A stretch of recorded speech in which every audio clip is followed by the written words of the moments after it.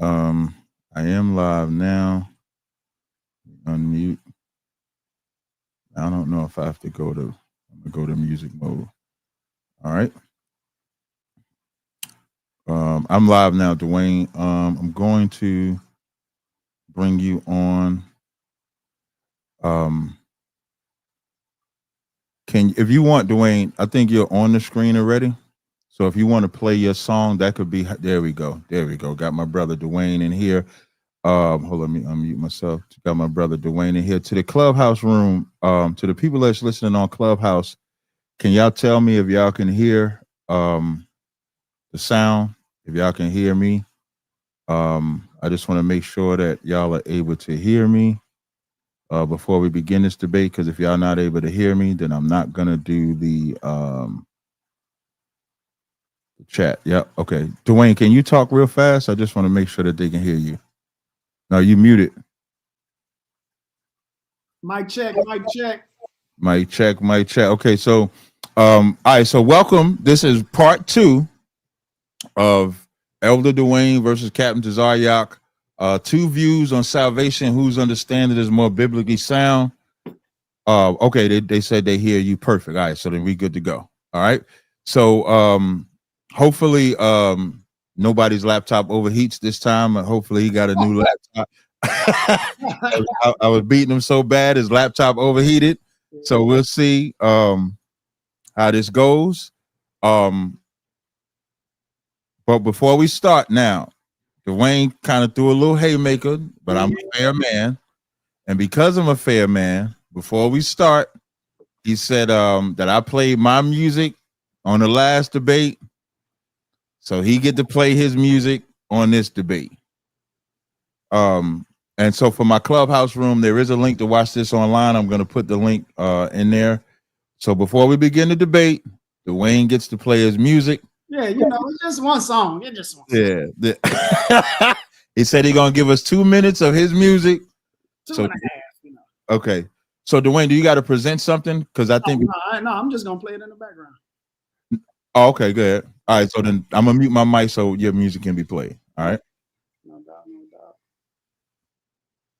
doubt. Go ahead, share it like the live, y'all. It's going to be a doozy. It's going to be a doozy.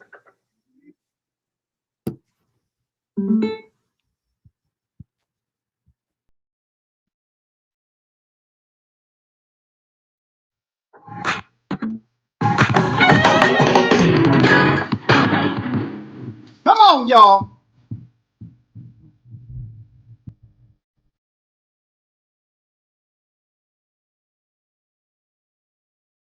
Gotcha.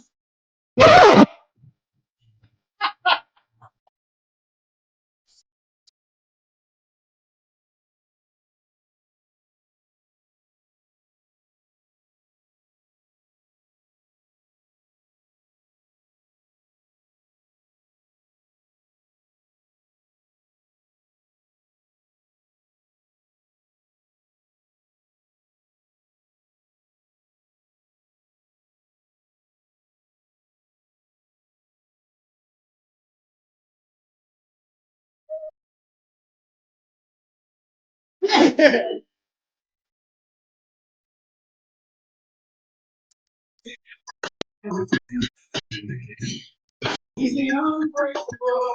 Come on now.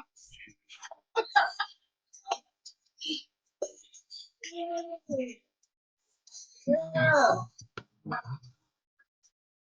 That ain't no worry, son.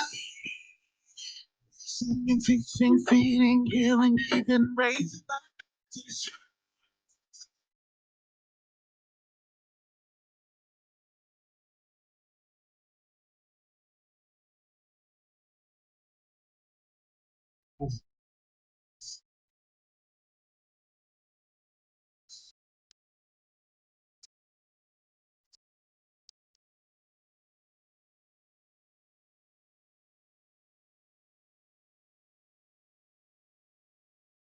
To save us, he comes to heal us. He comes.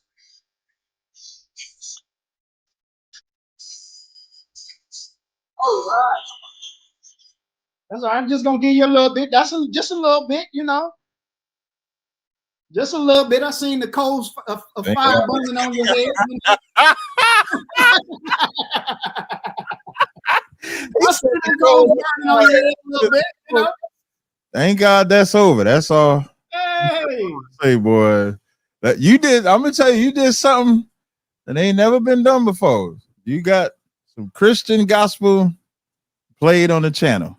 man, first time for everything.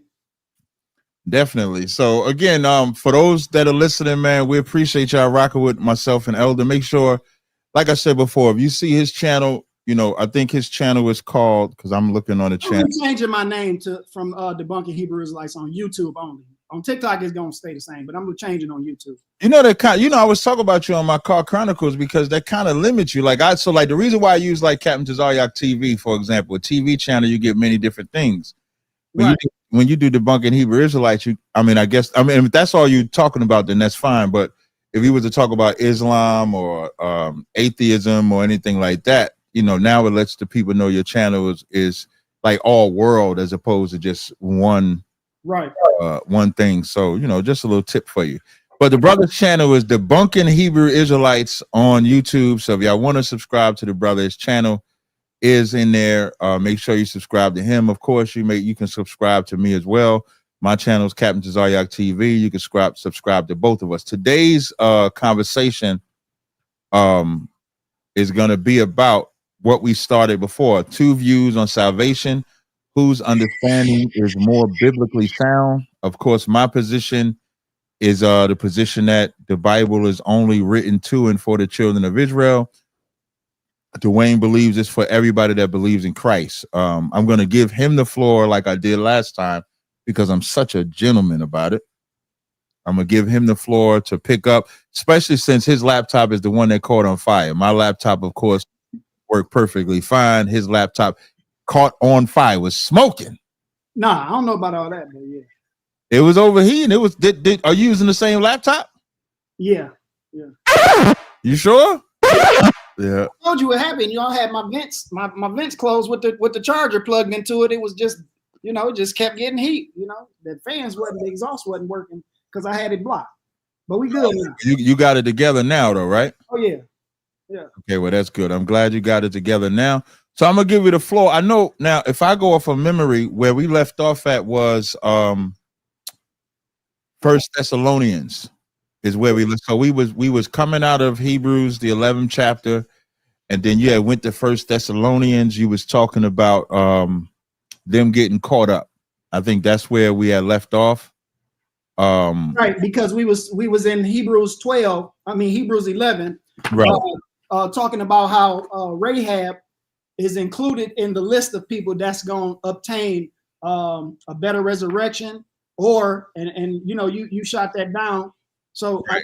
I gave you that, but she is going to be made perfect, and she's going to get the promises right along with those that are alive. I'm glad you say you gave me that, because I think I had it all. Listen. No, I gave you that just to keep the conversation going.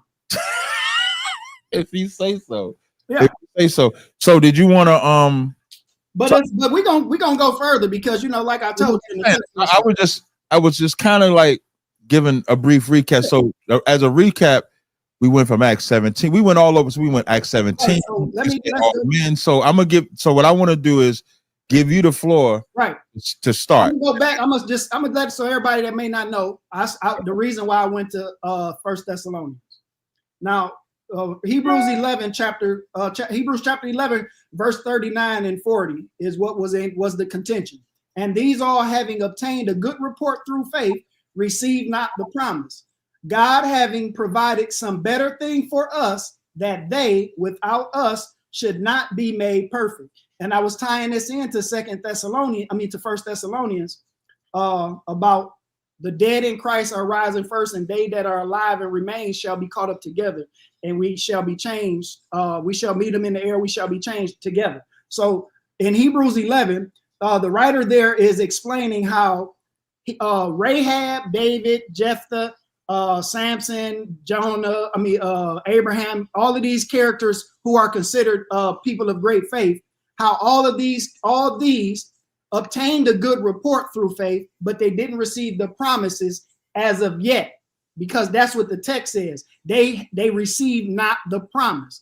And it tells us in verse 40 tells us why they didn't receive that promise of being made perfect, because they can't be made perfect without us. And the us in that verse is the people that the writer of Hebrews is writing to. So he's writing to these people, telling the people that's reading that they, talking about all of those names he just mentioned, cannot be made perfect without us. So, and that's why I took us to 1 Thessalonians, where it says, then chapter 4, verse 16 and 17 and 18, it says, for the Lord himself shall descend from heaven with a shout, with the voice of the archangel, and with the trump of God, and the dead in Christ shall rise first. Then we which are alive and remain shall be caught up together with them in the clouds to meet the Lord in the air, and so ever shall we be with the Lord. Wherefore comfort one another with these words. So if the writer here and Hebrews is saying that those people wasn't made perfect because they can't prevent, the living can't prevent the dead. So now that we see that they can't be made perfect without us, that shows us in Hebrews 11 that those people are going, all of those people that are mentioned and named are going to be right along with the rest of the people that's going to be made perfect. Yeah, Rahab never died in Christ to be resurrected through Christ. She don't have to die in Christ. Remember, Christ went to heaven and preached the gospel to the dead. No, he did not. You talk about in First Peter's, Christ didn't preach to the dead. When Christ spoke to the dead, he was talking on living when he was on earth. When that verse says, like what you're tying in is Hebrews 11, which is all about faith. It's not even about rising through Christ. The context is not even the same. That's just something that a Christian is joining together. Hebrews, the 11th chapter, is like, as they had faith, we have to have faith because we get a better promise than what they got. Right. I know you're saying that, right? But you have to explain, then you would have to explain. Dead in Christ. Yeah, you would have to explain what does the writer mean that they without us should not be made perfect. You would have to explain what is being made perfect. What does that mean? Okay, before I do that, I don't have a problem doing that. In 1 Thessalonians 4 and 15, it says, for this we say unto you by the word of the Lord, they which are alive and remain unto the coming of the Lord shall not prevent them which are asleep. For the Lord is ascending from heaven with a shout, with the voice of the archangel, with the trump of God, and the dead in Christ shall rise first. That's what it's talking about. The only people that could die in Christ are Israelites. Christ said, I am not sent but unto the lost sheep of the house. All right, I see what you're trying to do. So let's go back to that. Answer that question. I'm gonna come to you. I said I'm gonna answer your question. I was just addressing, you brought both points of scripture out. So I'm just addressing this point of scripture and then coming back to that scripture. Thank you. So now, if Christ only came for them, the dead in Christ can only be Israelites. So in Hebrews, the 11th chapter, I'm just going to it. When it says, and all these having obtained a good report through faith, that's what their report is. We agree, right? The report is that they had faith. Yeah. Right. So the only report is through good faith. So that's what he's reporting.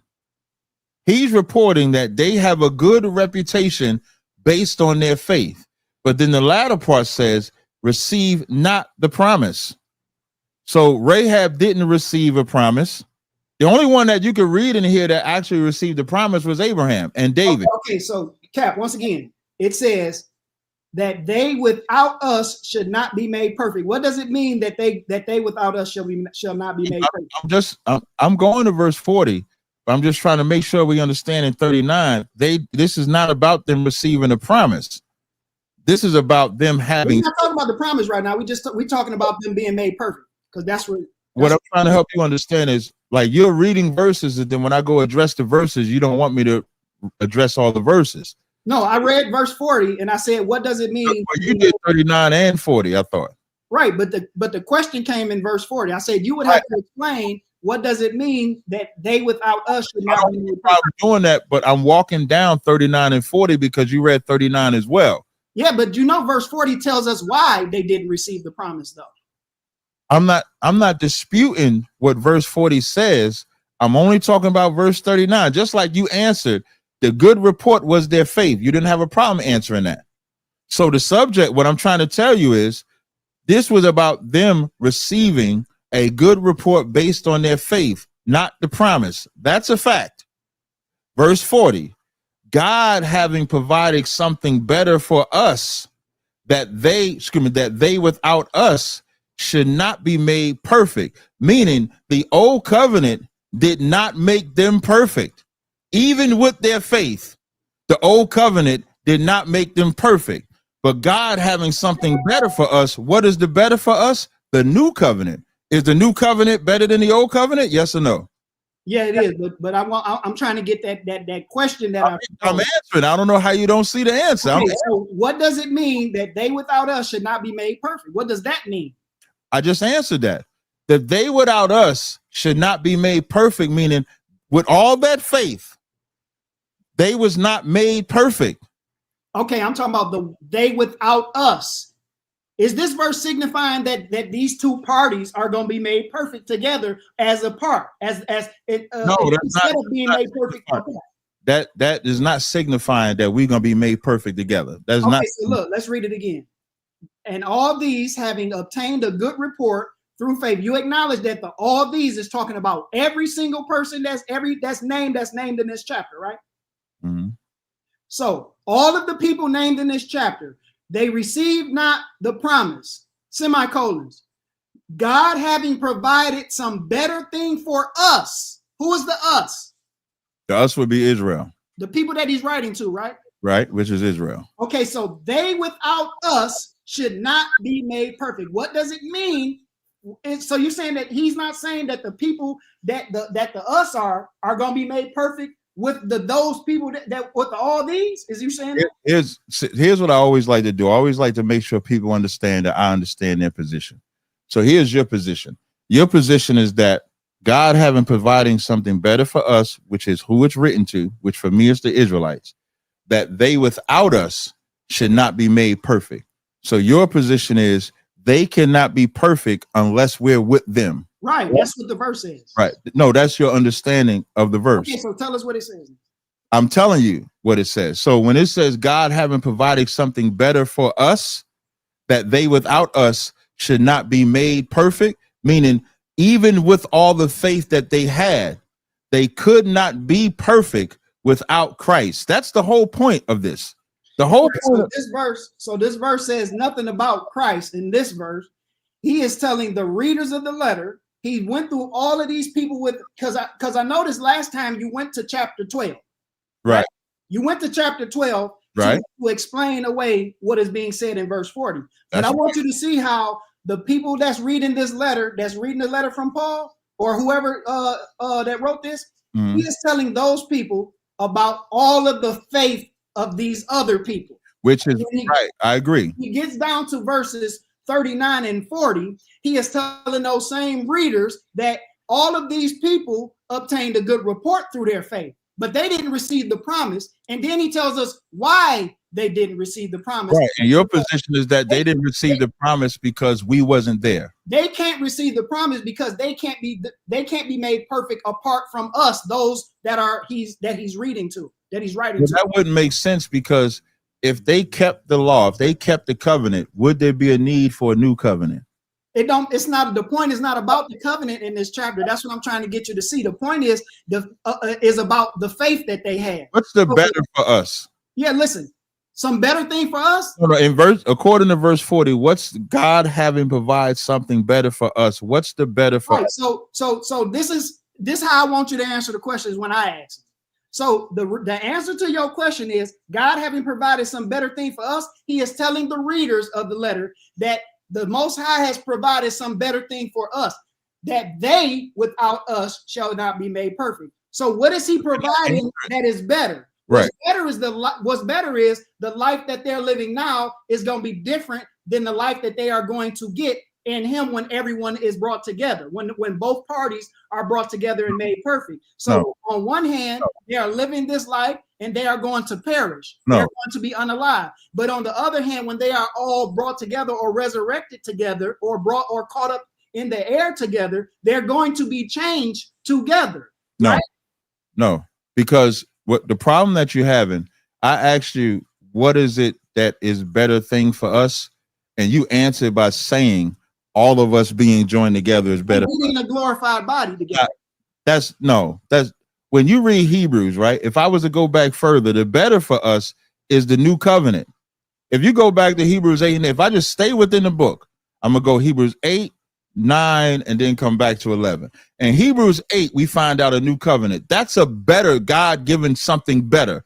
Even 1 Corinthians, the 3rd chapter says the letter killeth, but the spirit bringeth life. So the New Testament is better than the old. That's God giving us something better. And then in Hebrews 9 and 15, it says, and for this cause, he is the mediator of the New Testament, that by means of death for the redemption of the transgressions that was under the First Testament. Now he's even going as far as telling you who he's mediating for. So he's not mediating for everybody. All right, so we're not talking about the new covenant or mediating or anything. We're talking about what the verses actually say. Here's where we differ. This is 1 Corinthians 15:52. It says, in a moment and in a twinkling of an eye, at the last trump, for the trump shall sound, and the dead shall be raised incorruptible, and we shall be changed. So when it says we shall be changed, is that them being made perfect? Right, but if they're not under the new covenant, they won't be made perfect. We're not talking. Listen, anybody that's going to be raised incorruptible are going to be in the new covenant. But here's what I'm saying. When you're saying we not talk about the new covenant, that's because you don't understand Hebrews 11 and 39 and 40. You don't know what the better thing is for us, which is why I read Hebrews 8 and 8. The new covenant is better. Yes or no? Okay. The new covenant is better. But that's not what the verse is talking about. But you're combining what you're doing, Dwayne. I just want to get this out. I'll give you right back the floor. What you're doing, Dwayne, is you're combining 1 Thessalonians getting a better body and then 1 Corinthians getting a better body and then joining that to Hebrews, the 11th chapter. What I'm doing is I'm putting Hebrews in the proper context that it is. Hebrews, starting at 8 and 8, is addressing directly the new covenant. See, that's the problem. You're in Hebrews 8 and I'm in Hebrews 11. You're trying to explain to me. You went to 1 Thessalonians and Corinthians. You're trying to explain what the writer's intentions is of Hebrews 11, and we're in Hebrews 8. Right. I'm telling you about what the verse is saying in Hebrews 11, and I'm asking you a question. But would you agree that both of us clearly, hold on, the verse clearly says that the two parties are going to be made perfect together. That's what the verse is saying. Now we use the scriptures or the rest of the Bible to detail what does that mean, being made perfect. And what we see through two witnesses in the text is that in one scripture it says that the dead in Christ is going to rise, and then we which are alive and remain, the same us, the ones that are alive and remain, are going to be caught up together. In 1 Corinthians 15:52, it says that at the last trump, remember, 1 Thessalonians talked about the trump of God as well. So we know these two go together. So now it says that the dead shall be raised incorruptible, and we shall be changed together. I asked you, is that them being made perfect? Is that their bodies being made perfect? Yes, their body is being made perfect. So Rahab is included in her body being made perfect. The audience to pay attention to is that we're at Hebrews 11 and 40. Well, 39 and 40. I'm staying within the book of Hebrews. Whether you agree with my position or Dwayne's position, he's using two different letters, two different subjects and contexts to explain what he believes Hebrews 11 and 40 is talking about. I'm staying within the book to say what the better is that Hebrews is talking about. So, okay, so that's according to your interpretation. I didn't give an interpretation yet. Wait, hold on. Okay, look. Regardless of if you're tying it now, Dwayne. Listen. Regardless if you tying it to Hebrews 8 and 8, regardless, Rahab is going to be made perfect together. No, she's not. Something better. No, she's not. And so this is where I didn't respond to you yet. I'm just making sure the audience understands that he's given his position based on Thessalonians and 1 Corinthians. So Dwayne's position is that the body changing applies to Rahab, and that's better. That's Dwayne's position. No. My position that it applies to all these. Everybody mentioned. Because you right. Okay. Everybody in Hebrews 11. That's mentioned. Right. Everybody in Hebrews 11 is going to get a new body. That's Dwayne's understanding. No, everybody is going to be made perfect. I asked you, is this them being made perfect when I no problem. If you want to use perfect, that's fine. According to Dwayne, everybody's going to be made perfect, and he's using 1 Thessalonians and 1 Corinthians as his proof text to back up his position. Use 1 Thessalonians 4 with the body changing. You filibustering because you ain't even really answering what I'm asking you, though. I wanted to answer. Okay, I'm trying to give you the respect. I'm trying to repeat what you're saying so you know I understand your position. That's all I'm doing. I don't have to do that if you're fine. But now, so what I'm doing, here's the proper way to understand the Bible. Hebrews 11 and 40 says, God having provided something better for us. The better things for us is being under the order of Melchizedek. The better thing for us, let's read Hebrews 8 and 6. It says, Hebrews 8 and 6, but now hath he obtained a more excellent ministry, by how much more also is the mediator of a better covenant. That's something better for us, which was established upon better promises. That's something better for us.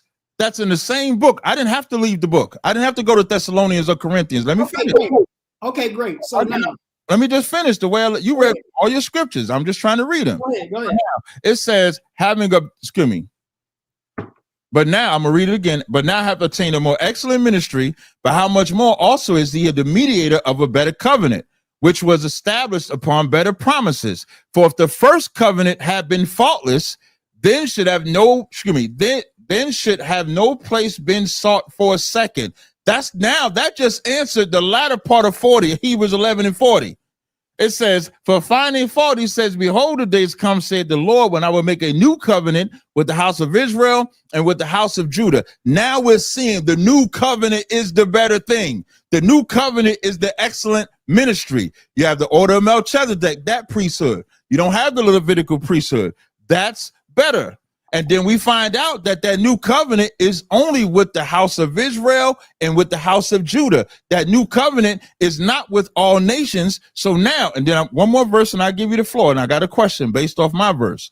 Hebrews 9 and 15 says, for this cause he is the mediator of the New Testament, that by means of death for the redemption of the transgressors that was under the first testament, they which are called might receive the promise of eternal inheritance. Who was under the first testament? Who was under the first covenant? Yes. Israelites and non-Israelites. Where? Deuteronomy 29. Let's go to it. Can you name the nations, please? Yes, I noticed. Hold on. So before we do that, right? You just got done explaining what Hebrews 11 was talking about according to what you believe it's saying, and you brought up the new covenant. So that includes David, right? David, as far as what? And that's going to get that better thing, that better. A better covenant? That's going to get something better, according to Hebrews 11. All Israel is going to get something better. Right. So you're saying everyone in this chapter in Hebrews 11 is going to get something better except for Rahab. No, I'm not saying that. What are you saying? What I'm saying is when you read Hebrews 11, all the verses before 40, all those verses is the writer providing the Israelites that are under Christ how faith works. The very first verse says, now the faith is the substance of things hoped for, the evidence of things not seen. For by it the elders obtained a good report. So why is he saying the elders obtain a good report? So as we come under Christ, our faith has to be like them. So he starts giving examples of people that had faith. This has nothing to do with them being a part of the covenant. This is what we're supposed to use for our ammunition. So we realize Abraham left his household. Moses didn't want to be called Pharaoh's child. Rahab sold out her whole people. That's what, like, Rahab's faith was letting her people die. That was her faith. Her faith wasn't letting people live. Her faith was letting a whole city die. And instead of her instead of her informing the city of the spies, she helped the spies. That's what her faith was. And so when you get down to verse 39, and it says, and all these having obtained a good report through faith, so we supposed to obtain a better report through faith. Okay, so great. Get something better. Okay, great. So these people, right? You haven't answered my question, though. Hold on, you was answering my question and you ain't answering. Wait, I had asked you a question, and you said, question. I asked you. Well, you said, was there any who was under the first testament? Yes. Okay, so my answer takes us away from this. I don't want to leave this place yet because I haven't. The rest of what I was saying hasn't even been established because I'm trying to get your understanding. So all of these people that are named in this verses, these are the great cloud of witnesses. Yes. It doesn't say that they're witnesses. It's talking about their faith. Okay, so in Hebrews chapter 12, is it talking about the people from the previous chapter? Let's read it. Hebrews 12. Wherefore, seeing also are compassed about with so great of a cloud of witnesses, let us lay aside every weight and sin. This is talking about them. Wherefore, seeing we are also compassed with a great cloud of witnesses, let us lay aside every weight and the sin which does so easily beset us, and let us run with patience with the race that is set before us. Are they witnesses of faith? Yes. Hey, Cap, in chapter the question. Hold on, no. What was my answer? In chapter 12, the question was in chapter 12 when it says we are compassed about with a great cloud of witnesses. Are those witnesses the people from chapter 11? I just said that. I just said that. Is Rahab included in that? As a witness of faith? Yes, she is. Okay, so now we see that Rahab is included as a member of faith. Mm-hmm. So now is she included in all these having obtained a good report? Is she included in that? Receiving not the promise. I said she's a good report. She's included. So you're agreeing that she's included in the group of people that receive not the promise. Yeah, she's included. Okay, now since you agree to that, wait. She's included. Hold on, let me finish. Now you agree to that. Now verse 40 explains why all of those people that are attached to verse 39 didn't receive the promise because they're all going to be made perfect together. Thank you. You finished this early for us. So wait, that was horrible understanding. You would say that, but you haven't unproven. I have. You know how I proved it? By establishing what the better was in the text. Are you telling me Hebrews 8 and 6, when it says God having provided something better for us, does not Hebrews 8 and 6 say that the New Testament is better? Yes or no? Yes, it says it's a better covenant. So then, God having provided better for us, once again, God having provided something better for us is not talking about being joined with these people from the past. It's talking about the covenant. Okay. Talking about. Regardless of what it's talking about, all of the people mentioned before in this verse are included in that, right? No, they're not. No, Rahab is not included in that. But David is. Yes. But Abraham is. Anybody that's an Israelite is included in the new covenant. That's why Hebrews 9 and 15 says he is the mediator of the New Testament for the redemption of the transgressions that was under the first testament. You keep trying to get away from. You keep trying to get away. Dwayne froze on my screen. Did he freeze on y'all screen?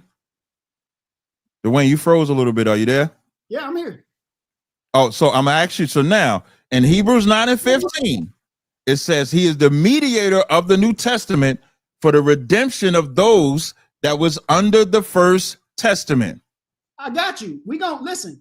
So you're trying to get away from this. Hold on 1 second. You just said, as you broke down your side, you said you cut me and that preceded it. How long are we going to stay here? You gave your position. I gave my, I don't mind, but my position is based in the something better is the New Testament, which is only for the children of Israel. So I'm not running. You want to say that I'm running from your question. I'm not. our positions are different on the verse. You believe that the something better is us getting new bodies. Those are the verses that you pull. I believe something better is the New Testament, which is only for Israel. So I'm asking you a question based on my position. My position is that something is better for Israel, the New Testament. You want Rahab to be a part of that. I'm saying, according to Hebrews 9:15, only those under the First Testament are under that. Rahab is not under the First Testament, is she? Right. So now, is Rahab under the First Testament? Yes or no? Yeah, she would have been under the First Testament. Book that verse where she was under the First Testament. She would have been because she joined herself to Israel when they took over Jericho. That's not being under the First Testament. You had to make a sacrifice. Psalms 50:5 said, "Those that made a sacrifice by blood." That was talking about them people. What are you talking about? Wait, what are you talking about? In Psalms, the scripture you quoting in Psalms is talking about a particular group of people. It's talking about the Israelites that made the sacrifice by blood. That's how the testament was. So you're not. So let's be clear. The verse in Hebrews 11 clearly says that these people didn't receive the promise. You don't have no stuff. All he has is Hebrews 11. No, I don't. I'm telling you, this is the light stuff. This is the light stuff, and you can't even handle the light stuff. I'm beating the heavy stuff. I'm beating the hell out of you out of this. You're crazy. Why you won't show me anybody else being under? I will, but I want everybody to see this, right? He agrees with me that verse 39 is talking about every single person named, and it includes Rahab. It says Rahab was included in the people that obtained a good report through faith. Rahab is included in the people that received not the promise. So Rahab is definitely included in the people that's going to be included in verse 40. No, she's not. How does she get out of it? Because the first 40, the whole chapter is written to Israelites. You're going to say everybody. So for sake of argument, the whole book, whole letter of Hebrews is written to an audience to follow after Christ. We at least agree there, right? Say what? Say that again. The letter of Hebrews is written to the audience that should follow after Christ, right? What does that have to do with anything? We're not talking about the people that is written to right now, Cap. We're talking about Rahab and how she's included in all these. This is so terrible. If you're going to be, let me give you advice. If you're going to be a debater, you have to know the other person's position. If you're going to battle, because you don't know my position, which is why we still here. I know your position and I'm killing it.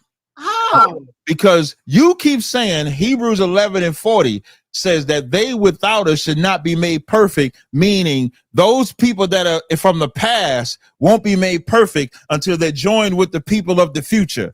That's what you're saying. What I'm saying is that verse 39 saying that the way that they had that report through faith is how we have to have faith in Christ, because we get something better.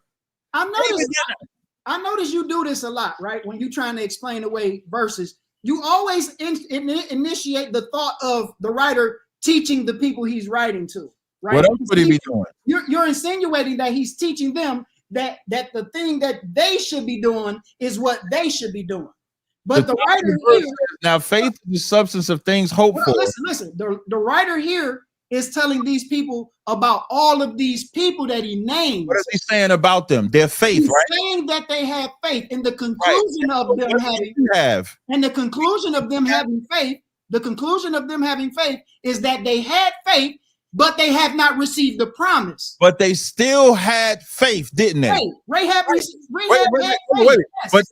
But they still, without receiving a promise, they still had faith, right? Yes, Rahab had faith. So we who are now following after Christ, because we got something better, which is the New Testament, our faith should be stronger than those from the past, because they didn't get the promise. We're getting the promise. Right. Rahab is included in that. No, she's not. This ain't about the dead. This is not about the dead. It's using the dead. It's almost like when you want to charge up anybody, take it off the Bible, for example, you start running down the history of ancestors of any culture.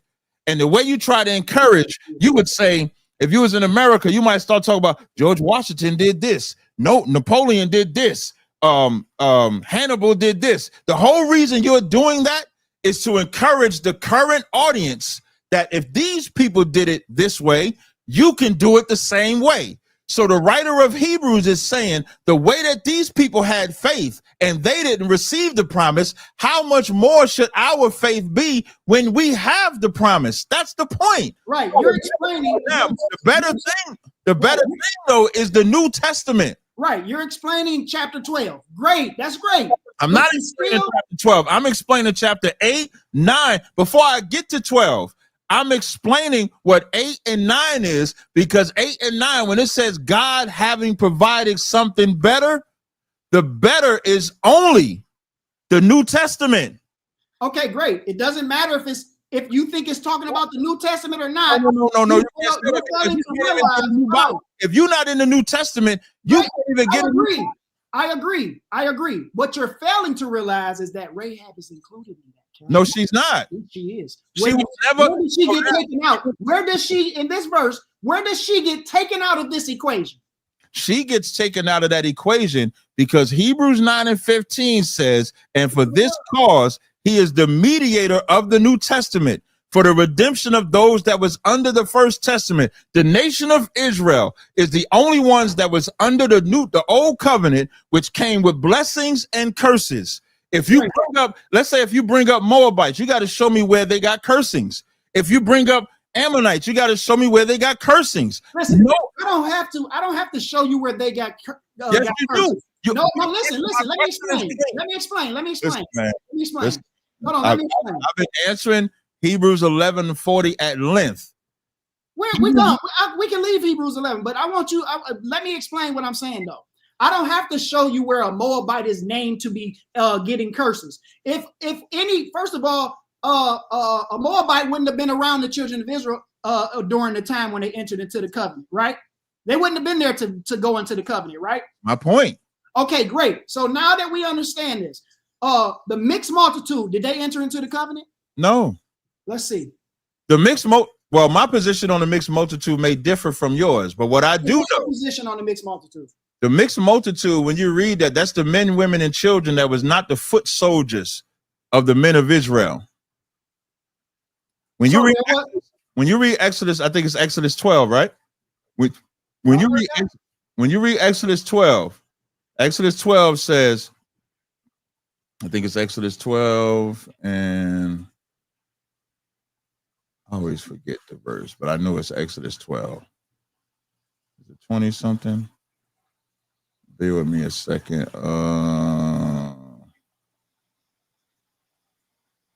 You're talking about the Passover. Wait, hold on. Let me see. Exodus 12. Oh, here we go. Exodus 12 and 37. It says, and the children of Israel journeyed from Ramses to Succoth, about 600,000 on foot that were men besides children. So we agree that all of these are men, right? No women, no children. Yeah, that was just mentioned. Yeah. These would be the order. These would be the army of Israel. Yep. 38 says, and a mixed multitude went up with them. Wouldn't this be the men, women, and children of Israel? Nope. Okay, so what nations were there? Some of the Egyptians that left Egypt with them. Show me them. I don't got to show you them. Yes, you do. Show me them. No. That's a fallacy. You trying to show? You want me to show you where exactly they at? I don't got to do that. I could just take you to the scriptures, right? Let's go to Deuteronomy. No, that's what I'm saying. No, yeah, what I'm saying is, I'm gonna show you in Deuteronomy. Show that they was there. No, you made the claim, right? I didn't make the claim. You made the claim that the mixed multitude were the children of Israel, but you didn't prove that. Now, when I respond to you, wait, don't say that. You can disagree with me, but don't say you disagree with my proof. You didn't show no proof that they was Israelites. I'm gonna do it again. I said Exodus 12 and 30. You agreed with me. In verse 37, is that women and children in verse 37? Exodus 12 and 37. All right, let's go to it. Let me go to it. You can listen. We can disagree with each other. That's fine. But We'll start at verse 33.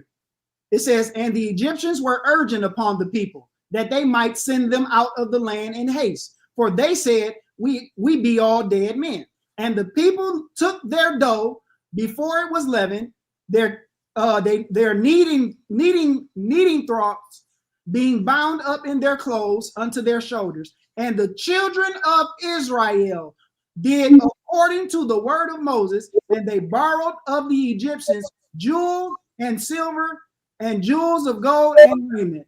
And the Lord the Lord gave the people favor in the sight of the Egyptians, so that they lent unto them such things as they required, and they spoiled the Egyptians. Now, this is your verse. And the children of Israel, that includes the children of Israel, all of them, from Ramses to Succoth, about 600,000 on foot that were men, and that number is besides the children. Verse 38 says, and a mixed multitude. So that's a different group of people, Captain. It says, and a mixed multitude went up with them. In verse 37, where are the women Israelites at? What you mean? Are they there? They're not there, right? It said, and the children of Israel. Wait. And the children of Israel journeyed. Women, children of Israel? Listen, this is simple reading grammar, reading comprehension. It says, and the children of Israel journeyed from Ramses to Succoth, comma, about 600,000 on foot that were men. So what children of Israel in that verse is it talking about? Men. It's not talking about men, women, and children. Okay, so it says besides the children, right? Men. It says men. Does it say men, or does it say the children of Israel? It says the children. It says the children of. This is what I mean. Simple grammar. And the children of Israel journeyed from Ramses to Succoth, comma, about 600,000 on foot that were men, comma. That's telling you the number of. It's the only thing it's telling you. The number of the only thing it's telling you in that verse is that the children of. Hold on, listen. The only thing it's saying in this verse, right? First, it tells us. You even said it. You even said, comma, right? It says, and the children of Israel journeyed from Ramses to Succoth, comma. That's what you said, right? So now it tells us how many men are on foot. The women are included. No, they're not. The children of Israel. No, they're not. The mixed multitude. Then it says besides children. Is the number is the children? You know why it's saying besides children? It's letting you know the young men wasn't with them, because that's the army. That's the soldiers. The 600,000 on foot. The very next verse, the mixed multitude, is the men, women, and children that are joined with them. No, hold on. You gotta prove that first, because it says clearly, and the children of Israel journeyed from Ramses. Is that telling us that all of the children of Israel journeyed? No. It would if so that was is not saying all of the children of Israel journeyed. If that sentence was by itself, then you would be correct. Right. Anybody that understands simple reading comprehension knows that when it says, and the children of Israel journeyed from Ramses to Succoth, about 600,000 on foot that were men, comma, besides children. Now we know in context that is 600,000 men is the Israelites that they're talking about. That's the point. Okay, so you're saying that the mixed multitude, right? Let me show you something real quick. Let me show you something.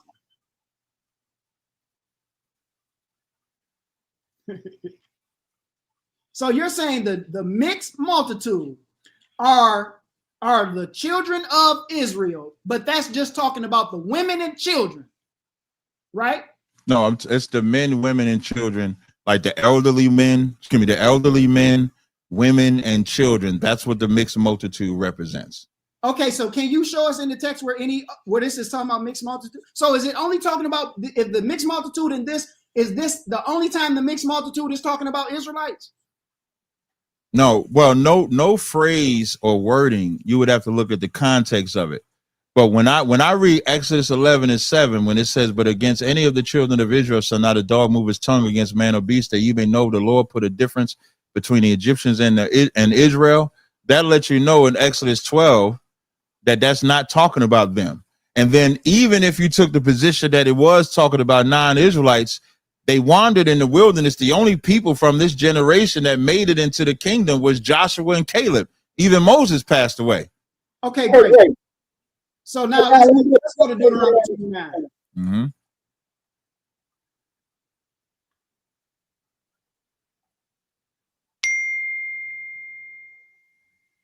I'm listening. Start at verse 10. verse 9, verse 9, it says, keep therefore the words of this covenant and do them, that ye may prosper in all that ye do. Ye stand here this day before the Lord your God, your captain of your tribes, your elders, your officers, with all the men of Israel. You see that, right? This is telling us about all the men of Israel. Then it says, your little ones and your wives. So your little ones and your wives and your strangers. Who are those strangers? So now you wanted to start at verse 5. What verse you started at? Why you just answer the question? Who is those strangers? I am going to answer the question. I'm just going to answer it with scripture. You started at verse. What verse did you start? Verse who? Verse 9. So now, and this is to prove what? What is this to prove? I'm just asking the question right now. But what is it to prove? I'm just asking the question right now. I'm just asking you, what is it to prove? I can't prove nothing yet. I want to answer to the question. And you asking me this question because? I just want.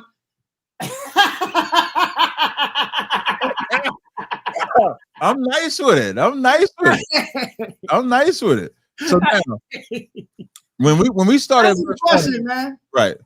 So now, remember, you came here because you said my question was in Hebrews 9 and 15. I'm answering the question. So we got here because I said, for this cause he is the Bible says, for this cause he is the mediator of the New Testament for the redemption of those that was under the first testament. So your position to show that other people was under this covenant is to read the word strangers in this verse. That's your position. My position is to see what you're gonna say about the answer, about the question I asked you. That's my purpose. Well, I'm just reminding everybody why we got here. So Dwayne, see what your answer gonna be. Nowhere are we gonna read that non-Israelites are being a part of this covenant. So now let's read Deuteronomy 29:1. These are the words of the covenant which the Lord commanded Moses to make with the children of Israel. Ball game. That's the very first verse of Deuteronomy 29:1. Remember, my argument is that if you're not under the first testament, you're not under the New Testament.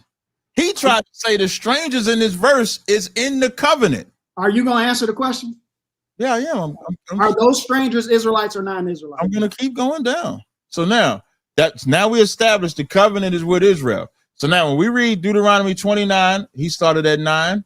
He said, ye stand this day before the Lord your God, your captains, your tribes, your elders, your officers, and your men of Israel, with all the men of Israel. Is that all the men of Israel mean everybody? I asked you that, man. I asked you that question already. No, you asked me about the strangers. I asked you that first. I said, that's all Israel, all the men, right? And what did I say? You said, yeah. And what do you say? I said, that's all the men of Israel. That's what the text says. So the little ones are not men, right? No. The wives are not men, right? No. Thy stranger that is in thy camp, from the hew of the wood unto the draw of thy water, you believe that that's talking about. Are you going to answer the question, yes or no? I'm about to answer. Who are the strangers? Are they Israelites or non-Israelites? The strangers, okay, so now I'm going to just break it down. So when you read, I want you to break it down. What this is talking about is class. This is not talking about non-Israelites at all. These strangers are not non-Israelites. What this is talking about is class, from the richest to the poorest. And all Israel is a witness to this covenant. That's what that's talking about. This cannot be talking about non-Israelites being a witness to this covenant. This ain't no class, because they all came out of Egypt together. You froze. Hey, he's free. You froze. Am I froze, y'all? Is it me or did he free? You froze again. Hear what I'm saying. This can't be talking about non-Israelites being a part of the covenant, because it wouldn't say stranger. It would say Canaanite. It would say no, you good now. I can see you now. But like a second ago, you froze for a second. Like when your hand laptop overheat now. I'm burning his laptop up now. That's crazy. So now when you read that, it cannot be talking about non-Israelites, because then you would have to tell me the non-Israelite that's a part of this covenant right now. Okay, great. No, wait. I'm almost finished. This is a class system from the poorest to the richest. You know that because in Leviticus 25 and 35, the Lord called the nation of Israel strangers. So if I read that, Leviticus 25. No, man, no. Can I do that? You're doing it again. Why, You're trying to get away from this.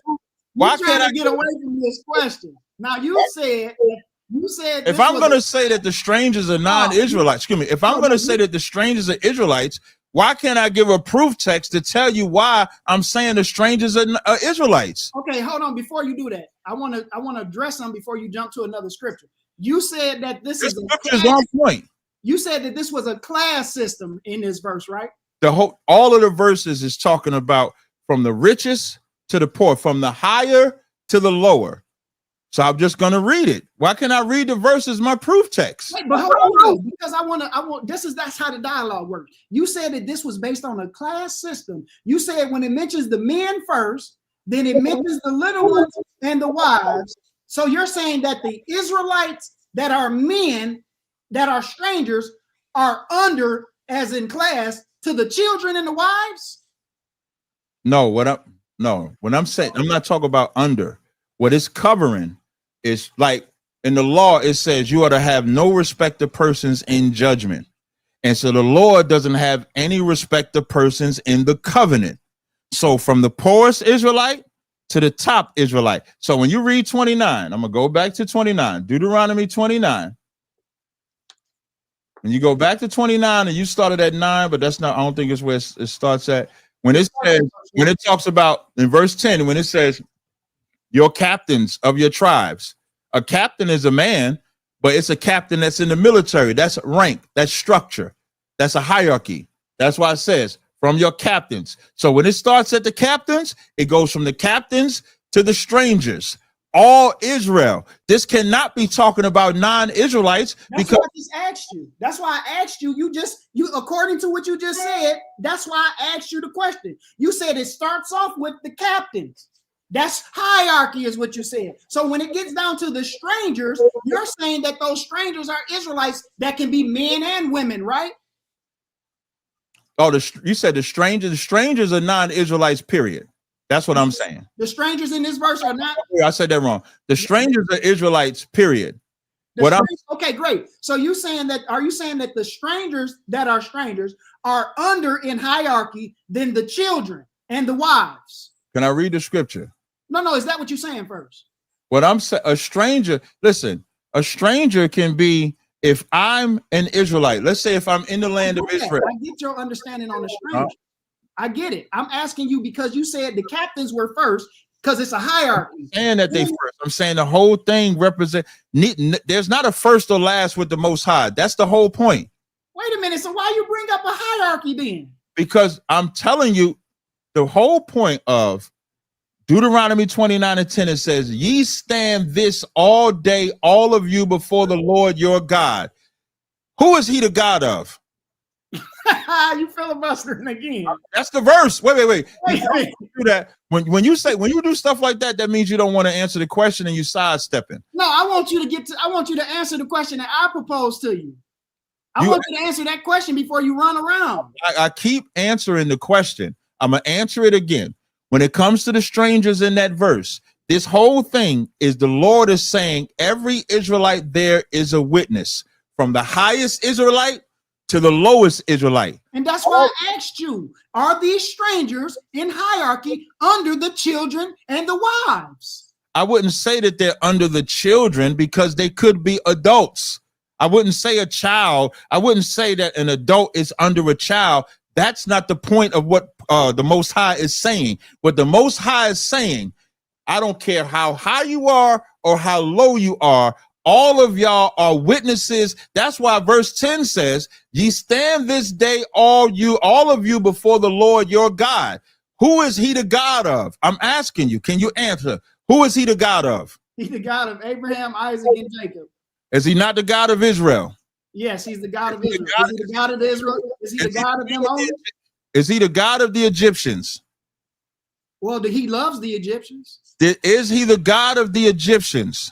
No, He's not their God. He didn't adopt them. Thank you. So when it says the day before the Lord your God, based on context, your God lets you know He's not talking to anybody that He's not the God of. Right. And this is what I want you to witnesses. Great. This is why it's important to understand why they are not the witnesses. Israel, I'm gonna ask you a question. Now, can I read my verse first, Leviticus? Wait a minute, man. You keep doing this. You haven't answered the question I proposed to you. You have to stop saying I'm not answering the question. If you don't like the answer or disagree, all right, go ahead. Read your Leviticus right quick, man. Leviticus what? Leviticus 25 and 23. And I'm going to read 25 and 23, and I'm going to read 25 and 34. This Leviticus 25 and 23. The land shall not be sold forever, for the land is mine, for ye are strangers and sojourners with me. Who is he talking to? He's talking to everybody that's in the wilderness right there. No, he's not. He's talking to the children. So you saying he gave the children of Israel and everybody that's joined. You saying he gave the land of Israel to non-Israelites? If they join themselves to Israel, this is the problem. Because the strangers take up inheritance in whatsoever tribe they sojourn amongst. So show me the strangers getting the curses of disobeying God's law. Listen, you keep trying to divert. Right? No, you can't. What did you come here for? Wait, the covenant comes with rules and instructions. If you obey those rules, you get blessings. And this is the problem with Christians. Christians want all non-Israelites to get all the blessings. But when I ask them to show me where they get the curses, now I'm going out of context. The covenant that the Israelites broke, they broke it because they broke the law. We know why we know what. Show me the non-Israelites that took this covenant, that broke the law and got punished for it. Let me explain to you why I took you to Deuteronomy, right? You're trying to explain away these strangers by making them Israelites, yet you haven't proved that they're Israelites. The only thing you proved was that your understanding of these verses were flawed because you said that this was a hierarchy. When I pressed you on the hierarchy, you said, well, I'm not saying that it's a hierarchy because the last ain't go, the first is no last. There's no last with the Most High. So that takes away the hierarchy. That's true. That takes away the hierarchy claim. So now since the hierarchy claim is taken away, because you would have to explain why the strangers, which could be men and women, are under the children, the little ones and the wives. So you haven't explained that. So that takes away the hierarchy. So we're right back to Deuteronomy 29:11. And these strangers, I'm telling you that they're non-Israelites. How am I getting that? Well, because the verse names all of Israel. Before it says strangers, it names every single group of people. It says, you stand here this day before the Lord your God, your captains of your tribes, your elders, your officers, with all the men. All the men of Israel will be included. The strangers that you say are Israelites will be included in all the men of Israel. So now when we get past all the men of Israel, verse 11 says, your little ones. Now that takes the little ones that you would say are strangers, that takes them out of the stranger equation and puts them into all of the children. Now their wives, that takes all of the wives who you say are strangers and Israelites, that take all of the wives out of the stranger category. So now you have to explain who are these strangers because all of Israel has already been mentioned. You done? Yeah. I'm glad I let you go. Explain, so now what you didn't do was properly execute this scripture. What I did was when you said I didn't understand this, Deuteronomy 29:1, the words of the covenant, everybody has to remember how we got here. The Hebrews 9:15 says, if you're not under the first covenant, you're not under this covenant. That's what Hebrews 9:15 says. I didn't interrupt you when you talk. I let you go. Go ahead, man. Go ahead. Let you go. Go ahead. So Hebrews 9:15 says he is the mediator for the redemption of the first testament, of the New Testament, for the redemption of those under the first testament. Dwayne wants you to believe that the non-Israelites are the strangers in this verse, so they were part of the New Testament. The first verse says, these are the words of the covenant which the Lord commanded to Moses to make with the children of Israel. He never made a covenant with with a non-Israelite. So that's gone. Then for time's sake, because he read those other verses, I'm gonna stop at the strangers part. I'm gonna read your little ones, your wives that is in thy camp from the hewers of the wood. I'm sorry, where did it say the stranger at? Your little ones and your wives, and thy stranger that is in thy camp from the hew of the wood to the draw of the water. I said it's a hierarchy because the Lord does not have a respect of persons in judgment. So whether you're a poor Israelite or upper Israelite, you are all witnesses to this covenant that you made with the Most High. Verse 12, that thou shouldest enter into the covenant with the Lord thy God and into his oath, which the Lord thy God would make unto thee this day. Verse 13, that he may establish thee today for a people unto himself. That's the body bag, because he just admitted that the Egyptians, that God was not the God of the Egyptians. God is not the God of the Moabites. God is not the God of the Edomites, the Jebusites, the Cushites, the Hamites. He's not the God of them. So in verse 13, when it says that he may establish to thee this day for a people unto himself, and that he may be unto thee as a God, as he saith unto thee, as he sworn to thy fathers. Now he would have to say the strangers must have Jacob, Isaac, and Abraham as a father, because the verse says, as he has sworn unto thy fathers. Are you saying the strangers that are non-Israelites, Abraham, Isaac, and Jacob is their father? Is that what you're saying, Dwayne? So when the Most High says, the answer, yes or no, is that what you're saying? All questions is not yes or no. You ain't answered a yes or no yet. So you haven't asked me a yes or no question. Well, a lot of questions I asked you was yes or no, and you didn't. I say yes, and then I expound. So I'm just asking if you could do the same. Okay.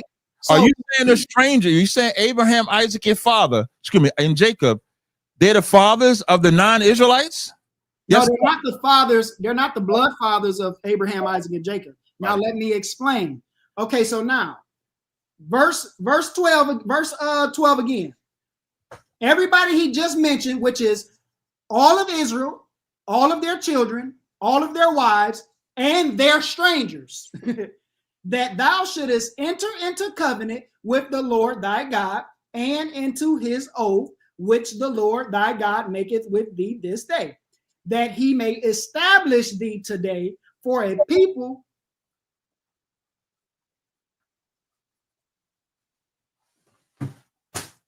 What happened? You still there? Yeah, I'm still here. That he may establish thee for a people unto himself. So whenever a person is established as a people unto God, they become his children. The children, anyone that's attached to Israel is concluded as being an Israelite, one born among them. I can show you the difference, but I know you want to get back to your Leviticus so bad. So let's finish this, right?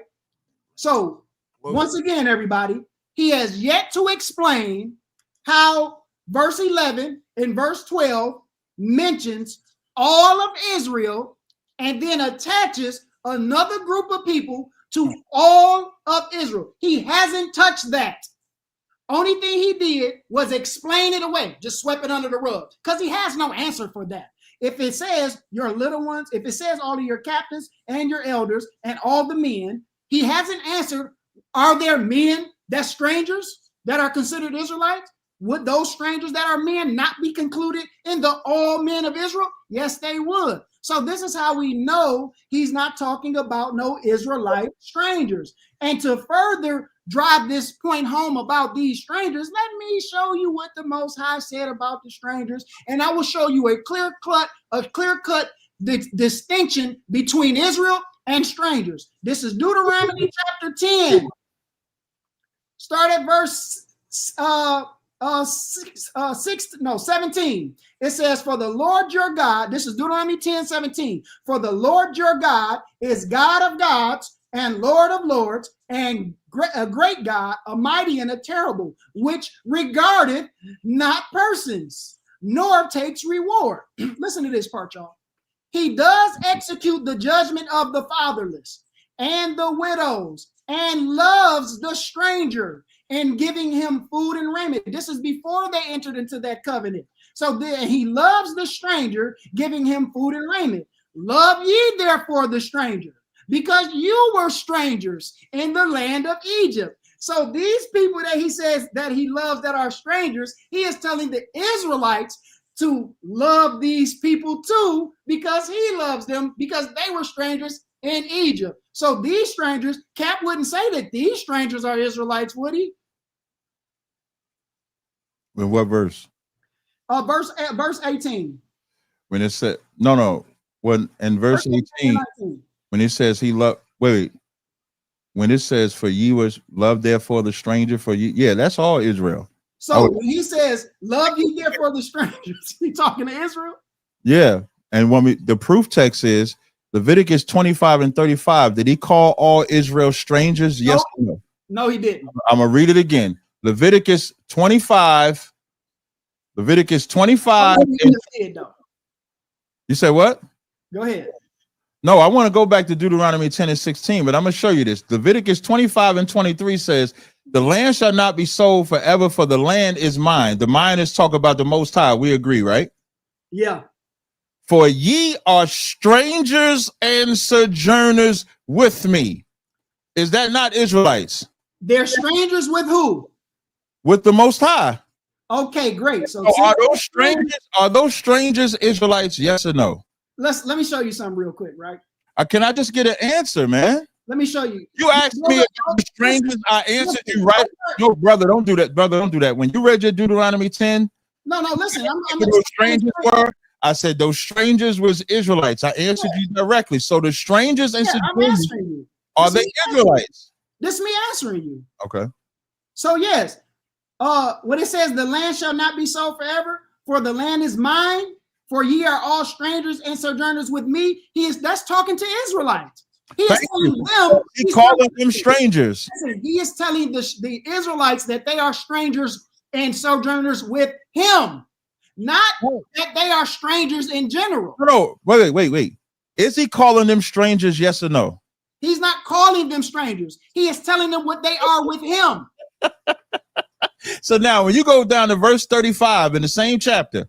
It says, if thy brother be waxing poor and fallen into decay with thee, then thou shalt relieve him. Yea, though he be a stranger or sojourner, that he may live with thee. Right. So you see where it says, is that a stranger? That's not an Israelite. No. So it says, if thy brother be waxing poor? Yeah, you see where it says, though he be? You see that? That's an italicized, right? Right. What does italicized mean? What does it mean? Italicized mean it's been in addition to. It's so it was added to the text, right? So yes. Now let's look at this. Let's look at this verse in the ESV. Would you agree that the ESV is a word for word translation? I don't know, because I only read the KJV, but I'm actually going to Google it now. Yeah, go Google and see if ESV is a word for word translation. One better. No, you can read the verse. You can present your. I'll be quiet while you read the verse. No, I want you to say that first, and then I'm gonna read it. No, just go ahead and read it, whether I agree or not. Word for word translation. Leviticus, I'm in 25, 35. Let's read it. Just answer the question. Is it a word? I was actually going to Bible Hub. I'm sorry, while you was doing that.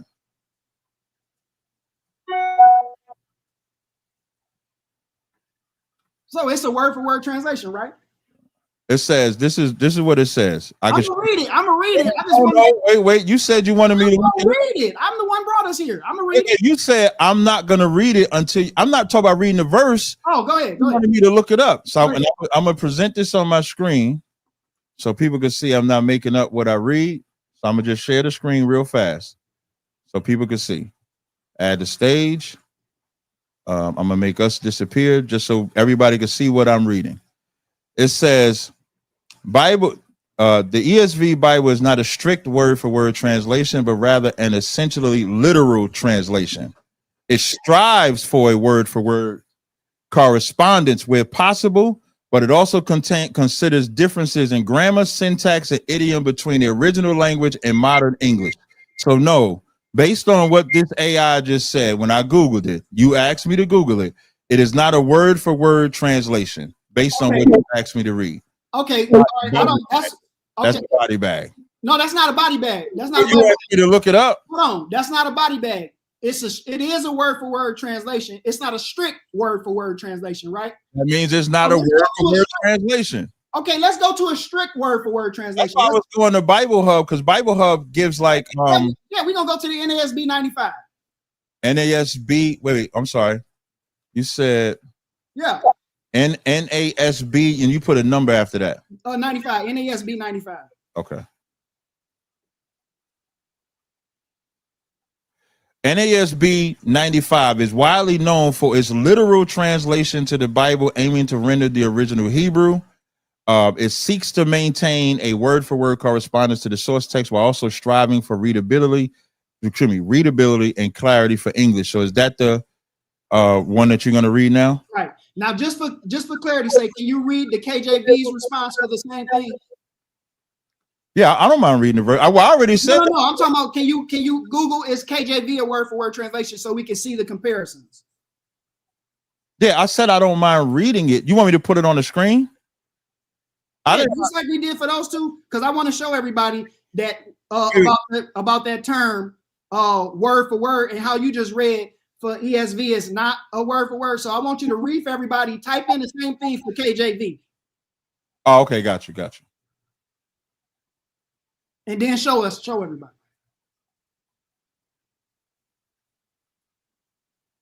So now I'm gonna share my screen. Let's do KJV. I'm gonna come back over here, add the stage. So now y'all can see what I'm about to read. So the KJV 1611 is highly regarded is a highly regarded word-for-word translation of the Bible. It aims to be as literal as possible, translating the original Hebrew, Aramaic, and Greeks into text. According to scholars, the KJV uses the Textus Receptus Greek text for the New Testament and the Masoretic Hebrew text for the Old Testament. So it is a word-for-word translation.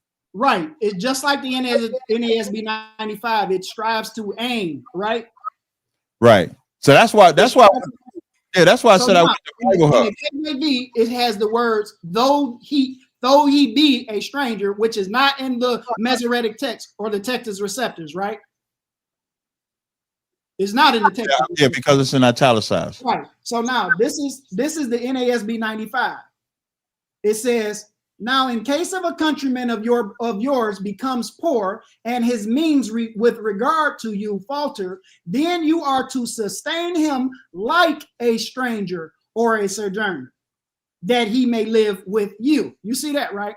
Yes, I do. Now my question. That takes away your Leviticus thing, right? But my question to you is, they used like a stranger, right? Right. But like is not in the original text, right? Right. But they're going based off of the. Hold on one second.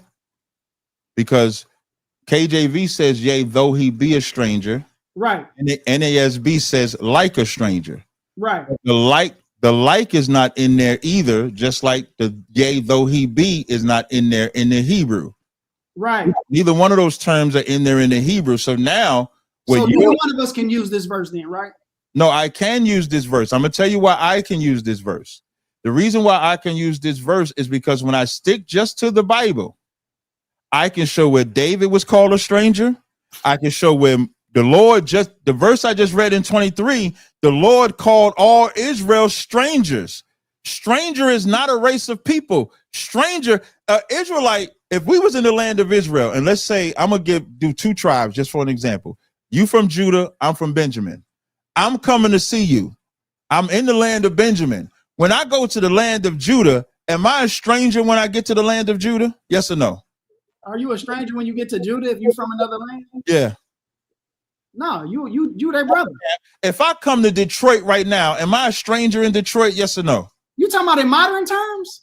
I'm talking about when I'm not talking about these words being used in a modern term.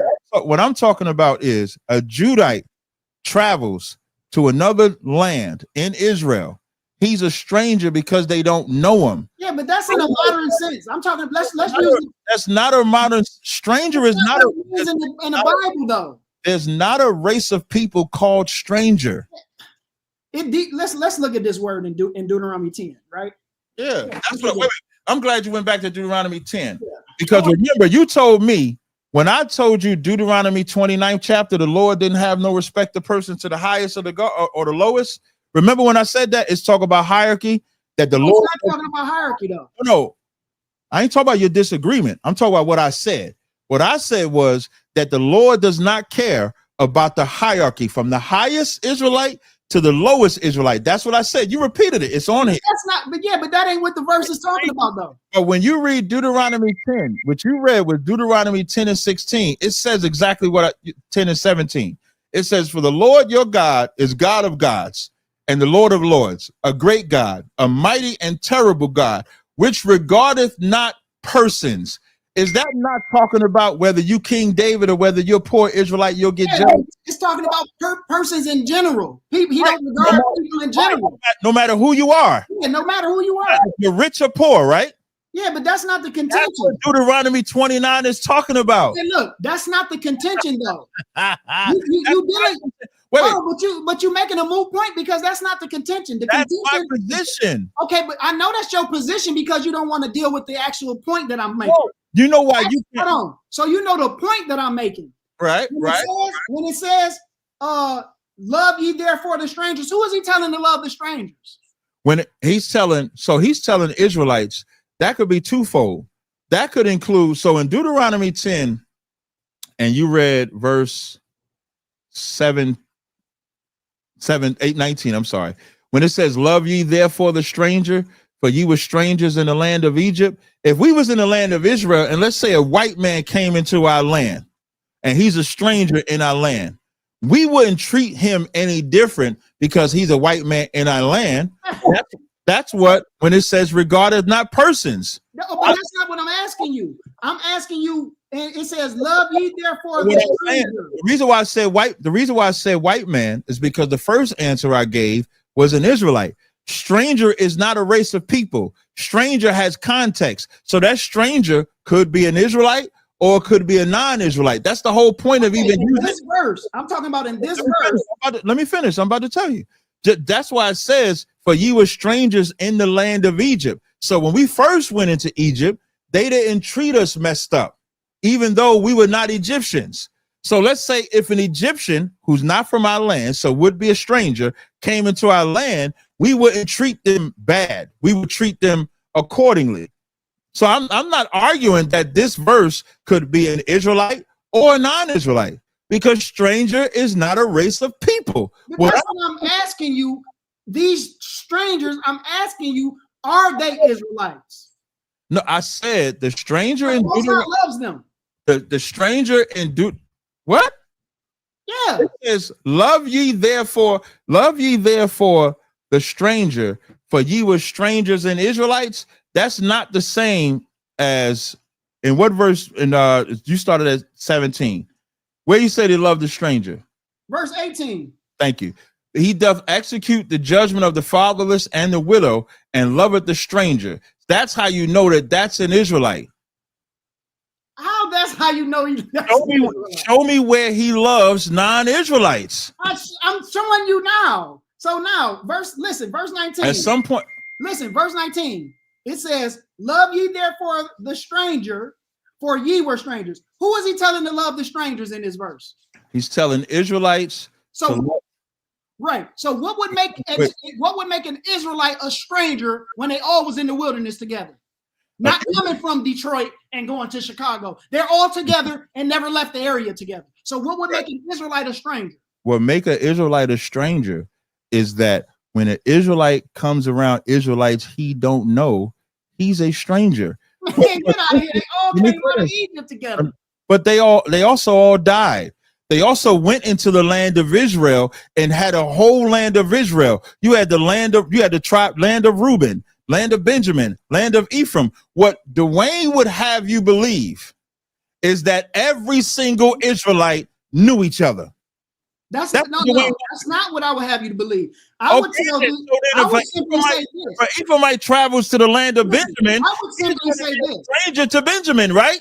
Yeah, that would make sense if the verse didn't say, listen, that would make sense if the verse didn't say, love ye therefore a stranger, because you were strangers. Who is he talking about with strangers? He's talking to Israel. That's all about it. So he's telling Israel to love the strangers. Are you saying that he's telling Israel to love Israel? How can Israel be strangers? Yes, he is. I'm going to explain it to you. Let this sizzle in your spirit. When they get into the land of Israel, if I'm from the tribe of Ephraim and I'm in the land of Ephraim, You keep making these. I'm not. Wait. I'm not trying to go to the land. They're That's not in no land. It They're says in the you wilderness. were strangers in the land of Egypt. Is Egypt a land? Yes or no? They're in the wilderness right now. He was telling them what they used to be. Wait. So you're saying that they only have to keep this law in the wilderness? That's okay. Are you saying they only have to keep this law in the You're not listening? See, you're trying to respond before you hear. Are you saying that this That's only not what I said. Are you saying okay? So I'm asking again. This is the fourth time I'm saying this. I'm saying that these strangers are not Israelites. Just simply reading verse 19, he's telling these readers, these Israelites, to love the strangers. You said that if Ephraim go around Judah, Ephraim are strangers to Judah. But the verse don't say this, right? It says that you were strangers. All of Israel were strangers in Egypt, right? Yes. So that's different. They were That's different. They were strangers to the Egyptians. Different. So the people that were strangers in the land of Egypt are different from the people that are strangers that they have to love. That's simple. No. When it says strangers in the land of Egypt, before I speak, we agree that when it says strangers in the land of Egypt, the Israelites were strangers to the Egyptians, right? Yes, the Israelites were strangers to the Egyptians. Thank you. So this law, next question I got, simple question. Is this law that's being written only for the wilderness or what they're supposed to do forever? This is forever. Thank you. So when it says, once he says, love ye therefore the stranger, for ye were strangers in Egypt, what this is establishing is how Israel is supposed to conduct themselves as a nation. You are not supposed to treat a Benjamite that's in Ephraimite land as a stranger. You're supposed to love them because the Lord loved you. How do you know? Because in Leviticus 25:35, the Lord said, the land is mine and ye are strangers with me. So in my land, no Israelite is a stranger. That's what the verse is saying. Okay, once again. So now y'all see what he just said, right? That's gonna come back to bite you. No Israelite is a stranger in the land. You just remember you said that, right? All right, so great. So now, once again, y'all, he hasn't answered. How are they to love the stranger if they were strangers in Egypt? When they were all strangers in Egypt, that talks about all of Israel. So the group of people that he is telling all of Israel to love are different than the ones that were strangers in Egypt, because the Egyptians were not strangers in Egypt. The Israelites were. So he's telling the Israelites to love the stranger because you were strangers in Egypt. That's clear. No, it's not. What's clear is your indoctrination and my freedom. My freedom says that sounds real good. These law, once again, y'all believe that the Israelites just magically knew each other. So the Benjamite just knows every Gadite. They know it. Listen, the Judite knows every Issacharite. They don't have to know the Gadites. They don't have to know the Judites. What they all know is they all came out of Egypt together. That's what they know. Thank you. All Israel came out of Egypt together, right? All Israel came out as a nation together. That's a mixed multitude went with them. No, they did not. Oh, and so it's very clear. Hold on. So it don't say in the mixed multitude went up with them? It don't say that? No. I'm not saying it don't say a mixed multitude, but you're saying a mixed multitude is non-Israelites. What I just established based on Deuteronomy, remember, Hebrews the 9th chapter. So I'm going to ask my question again. Excuse me, I'm going to ask a different question. So you say, well, it's kind of like a build-up, so it's a couple of questions. So you say the strangers in Deuteronomy the 29th chapter are non-Israelites that took a hold of the covenant, yes? Yes. So show me their judgment for breaking the covenant. What? Once again, if you are attached to Israel, whatever judgment Israel get, you get. Is that not the truth? Say it again. Did Israelites have non-Israelites as their servants in the land of Israel? That's not answering my question. I said, show me the non-Israelites. That's not a question that you just asked. You told me to show you something. That's not a question. Say again? That's not a question. Saying show me? Yeah, that's not a question. In the Bible where something says something, No, that's not a question. No, that's not a question. Is there anywhere in the Bible that these strangers that you say are non-Israelites that took hold of the covenant were punished for their disobedience against God? Yes. Anybody that was attached to, that would join themselves to Israel, when Israel was punished, they were punished right along with Israel. So then you're saying if they're not being punished because they're in the land with Israel and Israel is the one being punished. I said nothing about them not being punished. No. I said, so you're saying the only way they can get punished is if they with the Israelites that have the covenant. That's what you're saying. The only way they'll get the judgment pronounced, the same judgment Israel getting, is if they have joined themselves to Israel. When Israel gets judged, just like when they were in the land of Israel. Hold on, listen. Hold on. That's why I asked you, because I knew you was going to do the show. When did Israelites have servants that were non-Israelites? They could have servants that were not. Did they or did they not? They could have like Saul, like an example. No. When they were in the land of Israel, I'm about to give an example. I think Saul had Doeg that unalived the priests. So yeah, they had non-Israelites there. Of course. Right. So if there was non-Israelites in the kingdom, but they didn't have the covenant. Israel was punished. Hold on, listen. When Israel was punished, when the northern kingdom was cast out, when they were cut off, were non-Israelites with them when the Assyrians came in? Well, that's different though, because the Lord were non-Israelites with them. They didn't have the covenant though. But were they with them? No, I would say no. They didn't have no strangers. They didn't have no non-Israelites as their servants. No, what I'm saying is when the northern kingdom got put out and the Lord put the other nations in there, that was from a ruling part. That's not a covenant part. That's a breakage of the covenant. No, that's not what I'm asking. Like really, what I want the audience to pay attention to is that Dwayne's answer just. That's not what I'm asking you though. Dwayne's answer just proved that Deuteronomy the 29th chapter is not talking about non-Israelites because he said, the only way non-Israelites get punished is if they're amongst the Israelites. My statement is not what I said. That is what you said. I said any non-Israelite that joined themselves to Israelite were treated, they were just as one born among them. Right. Just but we're not talking about judge. They get judged right along with Israel. But that's not what we're talking about, though.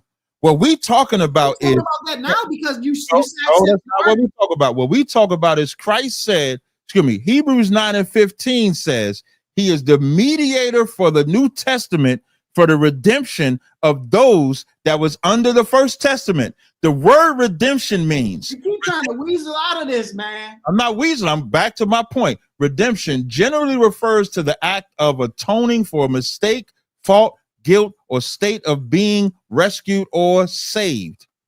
Non-Israelites never had this covenant. When you read Deuteronomy, the first chapter, 29:1, the covenant is to Israel. When you read verse 13, the Lord says in verse 13, the Lord says that he may establish thee today for a people unto himself, and that he may be unto thee a God, as he has said unto thee, as he has sworn unto thy fathers, to Abraham, to Isaac, and to Jacob.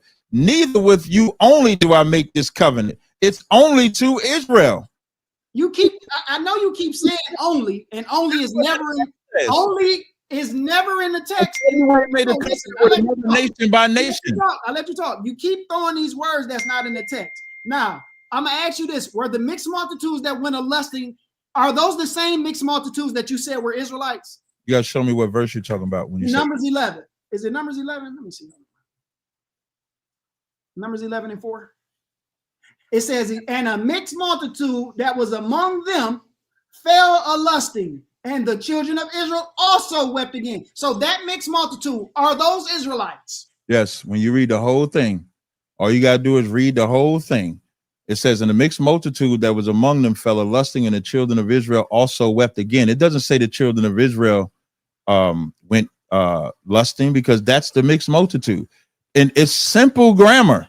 And it says, who shall give us flesh to eat? We remember the fish which we did eat freely, the cucumbers and the melons and the leeks and the onions and the garlic, and now all of this is dried away. Let's read verse 1. Whoever tried to help you is terrible. No. Ain't nobody tried to help me. Ain't nobody helped me with that. Yes, they did. Listen, as the Lord liveth, didn't nobody help me? I don't trust Christians, to be honest. So that don't you work. don't have to. I don't have no reason to lie. So this is Numbers You've been 11. lying this whole live stream. Huh? You've been lying this whole live stream. Forever. This is Numbers 11:1. It says, and when the people complained, it displeased the Lord, and the Lord heard it, and his anger was kindled, and a fire of the Lord burnt among them and consumed them that were in the uttermost parts of the camp. You see that, right? That's talking about Israelites, right? Yeah. And the people cried unto Moses, and Moses prayed unto the Lord. The fire was quenched. So when the Most High was burning up the Israelites, Moses prayed, and the fire was quenched. And he called the name of the place Tazaryach, because the fire of the Lord burnt among them, and the mixed multitude that was among them. Who is the them? Which verse was that? With the mixed multitude that was among them? Verse 4. And the mixed multitude that was among them. Oh, the way you read it. Okay, I only asked that because of the way you read it. Where it says, and the mixed multitude that was among them fell a lusting, and the children of Israel also wept again, and said, who shall give us fish to eat? So now that's still talking about them. It's talking about the people that complained, displeased the Lord. He heard it. Their anger was kindled. Fire burned. Verse 2, people cried to Moses. Moses prayed to the Lord. Fire quenched. And he called the name of the place Tazaryach, because the fire of the Lord burnt among them. Verse 4, and the mixed multitude that was among them fell a lusting, and the children of Israel also wept again. This is showing the children of Israel. You know why they had to wander through the wilderness for 40 years? You ain't got to tell me why, man. I'm talking about this verse. I asked you, is this verse? I said, it says, and the mixed multitude that was among them. Who was the them that the mixed multitude was with? It's all Israel.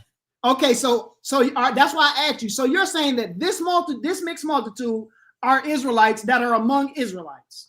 Yeah, when it says in the mixed multitude that was among them, the mixed multitude is just talk about the mixture of Israelites. And it says they fell a lusting. So the mixture of Israel that was amongst Israel. No, that's what you're saying? No, that's not what I'm saying. Okay. The mix, and it says it's first, it tells what happened to the children, the people, right? It says, and when the people, that's talking about the people, right? That are all Israel, according to you. It says Moses prayed for those people that were being burnt. And then it says, and the mixed multitude that was among them. So the mixed multitude are the ones that are among the ones that the children of Israel that were being burnt, right? Say that one more time. The mixed multitude are among the ones that were being burnt, right? This is all Israel. This whole thing is all Israel. So, but the mixed multitude within this verse, you're saying is Israelites, but it's saying that the mixed multitude. Yeah, just because. Yeah, it could say mixed multitude about Israel, just like it did in Exodus. In Exodus 12, when it first mentions the mixed multitude, the verse before that, it mentions just the men. And then in the very next verse, it says mixed multitude for the children. The men and the children. No, it says besides children. It doesn't mention the children. It's saying that there's no children. When it says besides children, that 600,000 is only men. Besides children. So but the children are besides them. No, they're not. Children are counted or not, or just not counted, right? I can't. Are you serious right now? Let's go to the word. Let me show you, because maybe you got to see it. You got to see it to believe it. Exodus 12.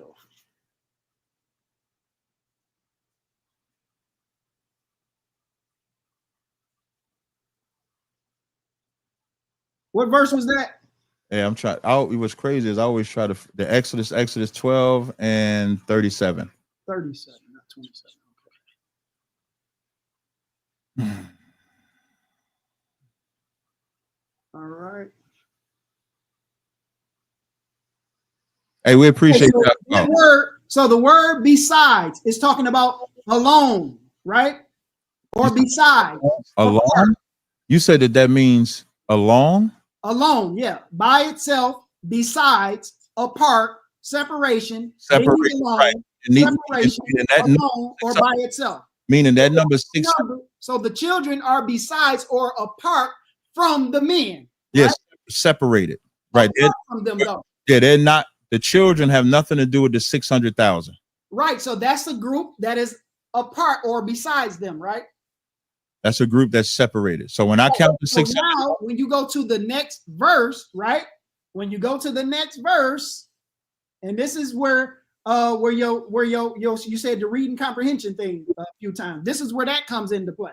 So besides the children, right? That's a period there, right?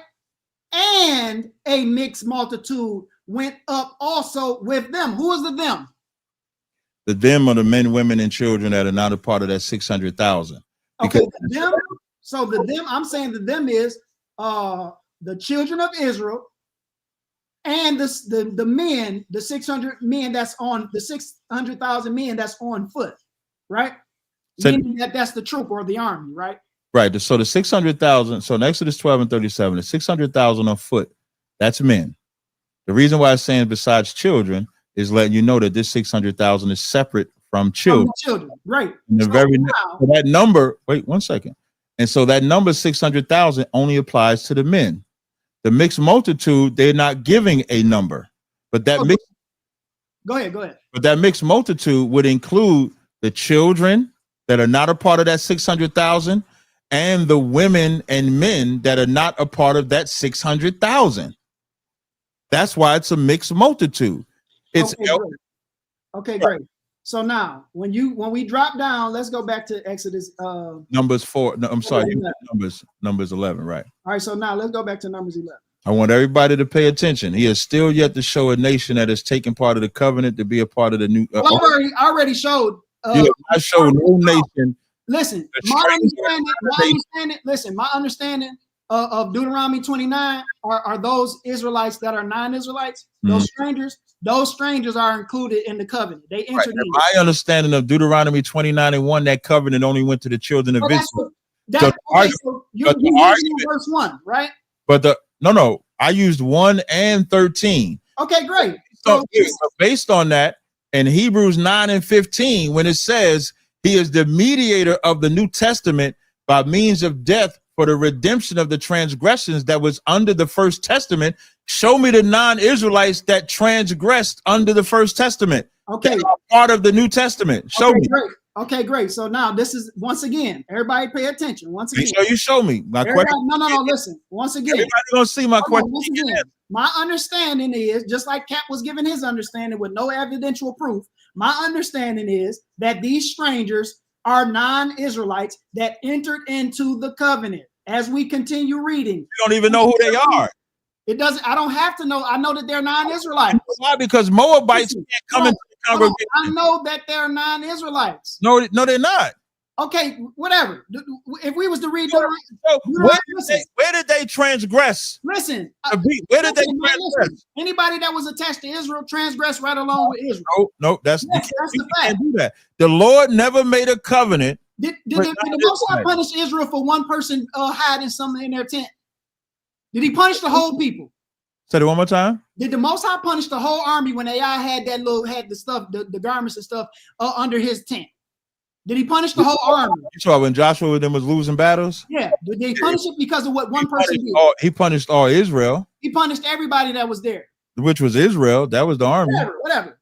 And I'm telling you, this is what I'm trying to tell you. My point. Listen, this is what I'm trying to tell you. You enhancing my point. This is what I'm trying to tell you. My understanding is, according to this verse in Deuteronomy 29, these are non-Israelites. I've established that these strangers are different. And hold on, let me finish. Right. I've established that the strangers in verse 11 are different people than all the men. I've established that it's different than all the tribe leaders and all of the elders. I've established that the strangers are different than the little ones. I've established that the wives are different from the strangers. So these strangers that are included in this are not Israelites. That's my position. So as we continue to read, verse 12 says that everybody just mentioned should enter into covenant with the Lord their God. He is their God. Once they enter into covenant, they become his people. So when you get to verse 13, it says that he may establish thee today for a people unto himself. So this day is when he established all the men of Israel, their captains, their leaders of the tribes, their elders, their little ones, their wives, and the strangers that is with them. What strangers? The ones that were hewing the stone, the wood, and the ones that were drawing the water. But Let me finish. That all of these people are entering into the covenant, that he may establish thee today for a people unto himself, that he may be unto thee a God, as he hath said unto thee. And see how it says, you said, is the strangers the ones that's non-Israelites? Are they the fathers? No, look what this says, that he may he may be a God, as he has said unto thee, comma, and as he has sworn unto thy fathers, Abraham, Isaac, and Jacob. Verse 14 is very important. Neither with you only do I make this covenant and this oath. Right. Finish. Neither with you only do I make this covenant and this oath. You have already attested and agreed that all of Israel were accounted for in verses 11 and 10. I mean, verses 10 and 11. All of Israel, and you even threw the strangers in as Israel. So now, when we get to verse 14, it says, neither with you only do I make this covenant and this oath, but him that standeth here with us. Who is the us? To us in verse 15. Yeah, who is the us? Yeah, but so it says, but with him that standeth with us so neither do I make this covenant or this oath, but with him that standeth with us this day before the Lord our God, that's Israel, and also him that is not with us this day. That is prophetic. Now all you got to do is just keep reading, for you know how you have dwelt in the land. No, you skipping. I answered the question. I said that's Israel, but neither with you only do I make this covenant and oath with you, but with him that standeth here with us before the Lord our God. I said that's Israel. Okay, so who is the people that's standing with Israel? That's all Israel. And what I'm answering, it says, verse 14 says, neither with, like this, I don't think you have reading comprehension, because really your argument shouldn't be the beginning part of verse 15. It should be the latter part. And I'll tell you why. Verse 14 says, neither with you only do I make a covenant and this oath. So now you're saying, I'm not just making this covenant with you, but with him that standeth with us this day before the Lord our God, which is Israel. That's Israel. Hold on, stop. There are two people, there are two groups going on before you continue. There's two groups being spoken of in that verse, right? In what verse? In verse 15, it says, but with him that standeth here with us. Is that two groups? The standard with us don't represent two groups, but the whole verse does represent two groups. So if you ask the verse, when I'm saying two groups, it's the same people, but two different group types. So so what it's saying is not just y'all that are with me this day, but also them that are not with me this day. No, I'm not talking about the people that's not there. I'm talking about the ones that's there with them. So where you see, okay, so where do you see two different people? Okay, is he saying that there's people standing with them this day that are not with the us people? No, he's saying, because you got it. That's why I said, like, I can give you a comprehension class, brother, if you need it. You ain't gotta give me no comprehension class, because you ain't comprehending what's clearly being stated here. Listen, it says, you quoted verse 14. You read verse 14, and it signifies that it's something else going on. Neither with you only do I make this covenant and this oath, but with that but tells us that it's another group of people that he's making an oath with. That's what I'm saying. That's what I'm saying. Comprehension. The comprehension is, it says, neither with you only do I make this covenant with this oath. There's a semicolon. So here's the declaration. But with him that stands. Okay, who is the him that stand with the us? That's Israel. That don't make no. Come on, Cat. Let me just read the whole thing. I'm gonna just watch the comprehension. It says, but with him that standeth with us this day before the Lord our God, comma, and now you're getting the second group of people. The second group. You don't. That's the third group. That's the third group. Not a third group. You being dishonest, Cap. You being dishonest, brother. That verse where it says, "But with him that standeth here with us," those are two groups, and you won't even admit it. That's the truth. They're not two groups, brother. How? So who's standing with someone else? Who's standing with somebody? When he says, "Neither do I make," here's how you know that it's not, because the very first verse says it's only going to the first verse. We're here now. Who is the one standing with the us?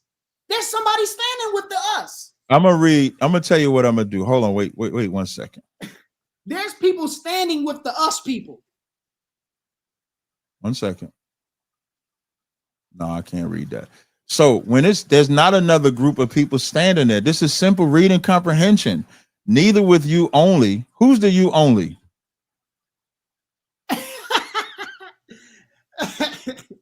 It says, neither do I make this covenant with you only. That's talking about all of the people he just named.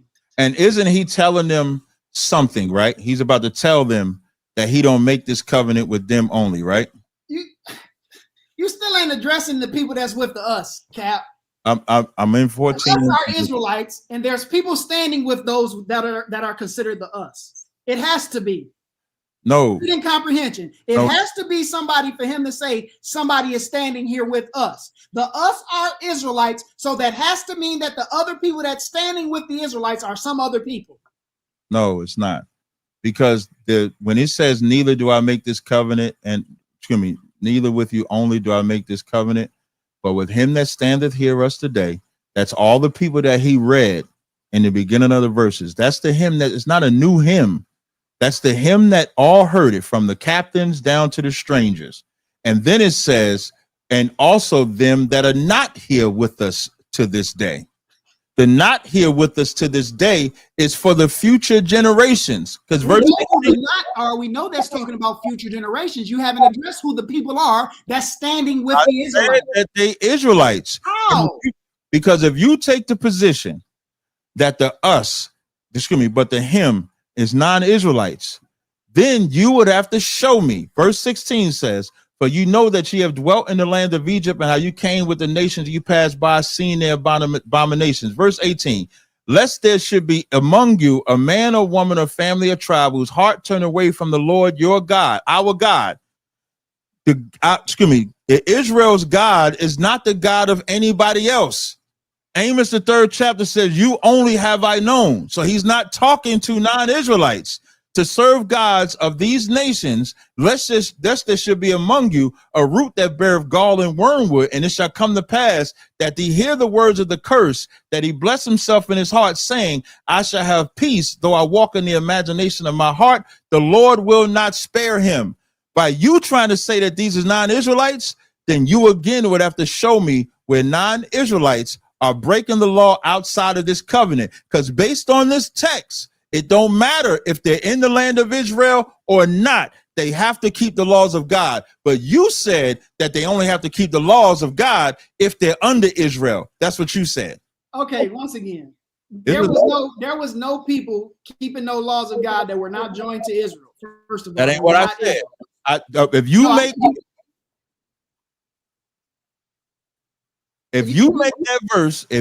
that verse to him, non-Israelites, then that means generationally, whatever nations you're saying are the strangers in that verse, has to generationally keep the commandments or they get punished. That's what you're saying, because you just admitted that this is talking about generations. Once again, you keep diverting from what we are talking about. We are talking about this is a precedent about, because you wanted to go to Hebrews 9 and you wanted to see the precedent for non-Israelites entering into a covenant or whatever. So I brought you to Deuteronomy 29 that clearly states that non-Israelites entered into the covenant. It's in the text that is talking about non-Israelites. Right? Because if they entered into the covenant, you got to show where they broke the covenant. Show me. Why would I have to show you that they broke the covenant? Here's why. I'm showing you that they were non-Israelites that entered into the covenant. Let me tell you why. Because in Hebrew, I'm going to read Hebrews 8:8. For finding fault with them, he saith, behold, the days come, saith the Lord. You stepping away for a second? Yeah, I'm about to use the restroom. Just, you can keep talking. Okay. No, I'll do a little promo while you go away. While we do this, right? Dwayne need to go to the bathroom, man. Probably need to go in the bathroom like Garfield did to get some help. So while I'm gonna take this minute, if y'all see my face first, this is a real belt, by the way. Let me make sure I got it up right. This is a real belt. This ain't a fake belt. I got this belt from a good brother, Tommy Sotomayor, for all the butt whippings that I've put on Christians. Now, you might see my face glowing like this, right? What I want to do, if I could do a shameless plug while we wait for Dwayne to come back, I'm going to present my screen while we got 693 people up in this chat. Let me present my screen real fast. Let me show y'all what's got me smelling this way. I want y'all to look at this. And now y'all think I just promote my business. I promote all business. So if you look at this right here, you have Mama Sense. I'm going to put the link in the chat. Let me grab the chat. And what this focuses on, let me put this link in the chat. Hey, Mika, I think you went to my moderators. If y'all can make sure y'all put that in the chat. What has my face glowing is this resurrection facial oil. And I'm going to just read a little highlights of it. It says, our luxurious facial care products are meticulously handcrafted to nourish, rejuvenate, enhance your skin's natural radiance. From our gentle resurrection face oil to our potent resurrection face serum and lavish facial moisturizers, each product is thoughtfully formulated with love to deliver a spa experience and unparalleled results. Dive into a world of botanical extracts, powerful antioxidants, experience the transformative power of our effective formulations, and reveal your most glorious self. Shout out to Mama Sense. This is amazing. I just want to let y'all know. That's why I look so glorious up in here, face shining and glowing. Dwayne, you look a little ashy. Hey, I sweat. A little bit of this. Sweating. That's why you sweating. Listen, you look a little ashy. I could say I'm sweating. You sweating. Listen, anybody go back to the beginning? I've been glowing since I got on here, but you look ashy though. I got you covered. But now, Hebrews 8:8 that I was reading, he said, why does it matter if they broke the covenant? It says, I didn't say why it doesn't matter. That's not what I said. I said, show me where. I said, I don't have to show you that because we're talking. You brought me here to show. Why does it matter? You did say that. You might. I don't have to show you. I don't have to show you where they broke the covenant. The point was to show you non-Israelites because that's what you asked. No, non-Israelites entering into the covenant. They didn't enter into the covenant. Yeah. What nation was it? What you mean? It don't tell you. You noted the nation of Israel into the. Listen, nation of Israel are different than everybody else. If you're not an Israelite, in Hebrews 8 as a nation. It said in Hebrews 8:8, it says, for finding fault with them, it said, behold, the days come when I will make a new covenant with the house of Israel, with the house of Judah. Is that covenant for everybody or just the house of Israel, house of Judah? According to that covenant is for everybody. Read that. Where does it say that in that verse? That covenant is for everybody. Where does it say that in that verse? What does it mean for all nations of all? Where does it say what does it mean? Windmilling. You're windmilling now. No, I'm not windmilling. I'm doing what you be doing. No. I'm doing what you be doing. In that verse, where does it say all nations? Okay. It's specific. It says he's making a new covenant with the house of Israel.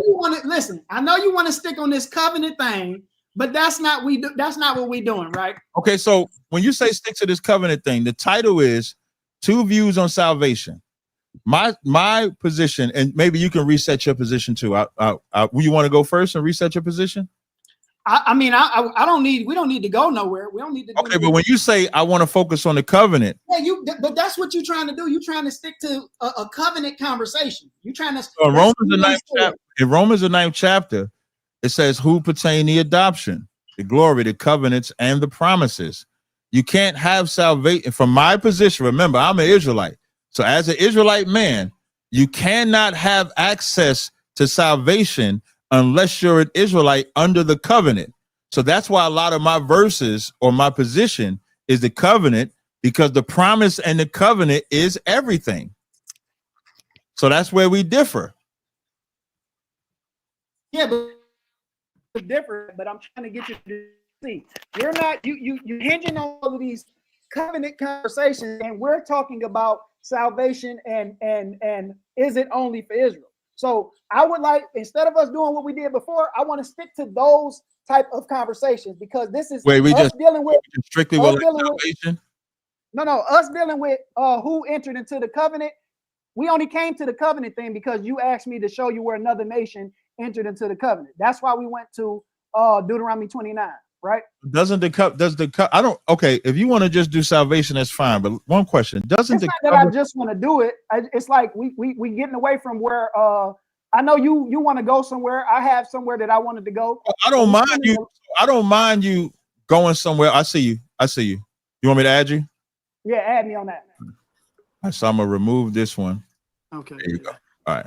You actually sound better. It sounds better. I know, and I Yeah. hear you better. Yeah. So I'm gonna kick the other one from the studio. All right. Go ahead. Go ahead. All right. No problem. All right. All right. There we go. So now, wait. Let me stop sharing my screen. So now, if you want to stick to salvation, my only position, so everybody can understand the reason why I keep sticking with the covenant, because for me, without that covenant, you don't have access to salvation. But if you want to stick with terms of like salvation like that, we fine. So let's reset. We've been going for 2 hours. Now I'm good till about 6. You good till about 6? Yeah. Let me see. What time is it? Or 6:30. I could stretch it to about 6:30 or so. Only because on Mondays I like to watch General Hyman's class and the radio show. All right, so that's good. So okay, perfect. This is what we'll do, right? Yes, I'm gonna reset. I'm gonna let you guide. Look, no. For the next, I want you to press, because I was pressing this last time. I want you to press so I can. You wasn't pressing at all. That's why I don't mind you doing it. Yeah, I was. Okay, so great. Okay, well. Yeah, you wasn't pressing nothing. All right, well let's go to pressed. Let's go to let's go. You about? Hey, listen, go on and get your towel right now. You know that little towel you be having. Listen, when they go back to that towel, live, this glow right here, Mama Sense. If y'all ain't got this glow, let me put it up in the camera. If y'all ain't got this glow, get this facial oil from Mama Sense. Mika, did you grab that link? Mika, grab this link and put this in there. Make sure y'all get that glow and get that facial hair. There. All right, so I want to go to Romans 11, but I really want to hit you with this Ezekiel 37 first. All right, let's go to Ezekiel 37. So it's your understanding, so I'll be clear, it's your understanding that the Gentiles are not just the northern kingdom, right? They could be northern and southern kingdom, right?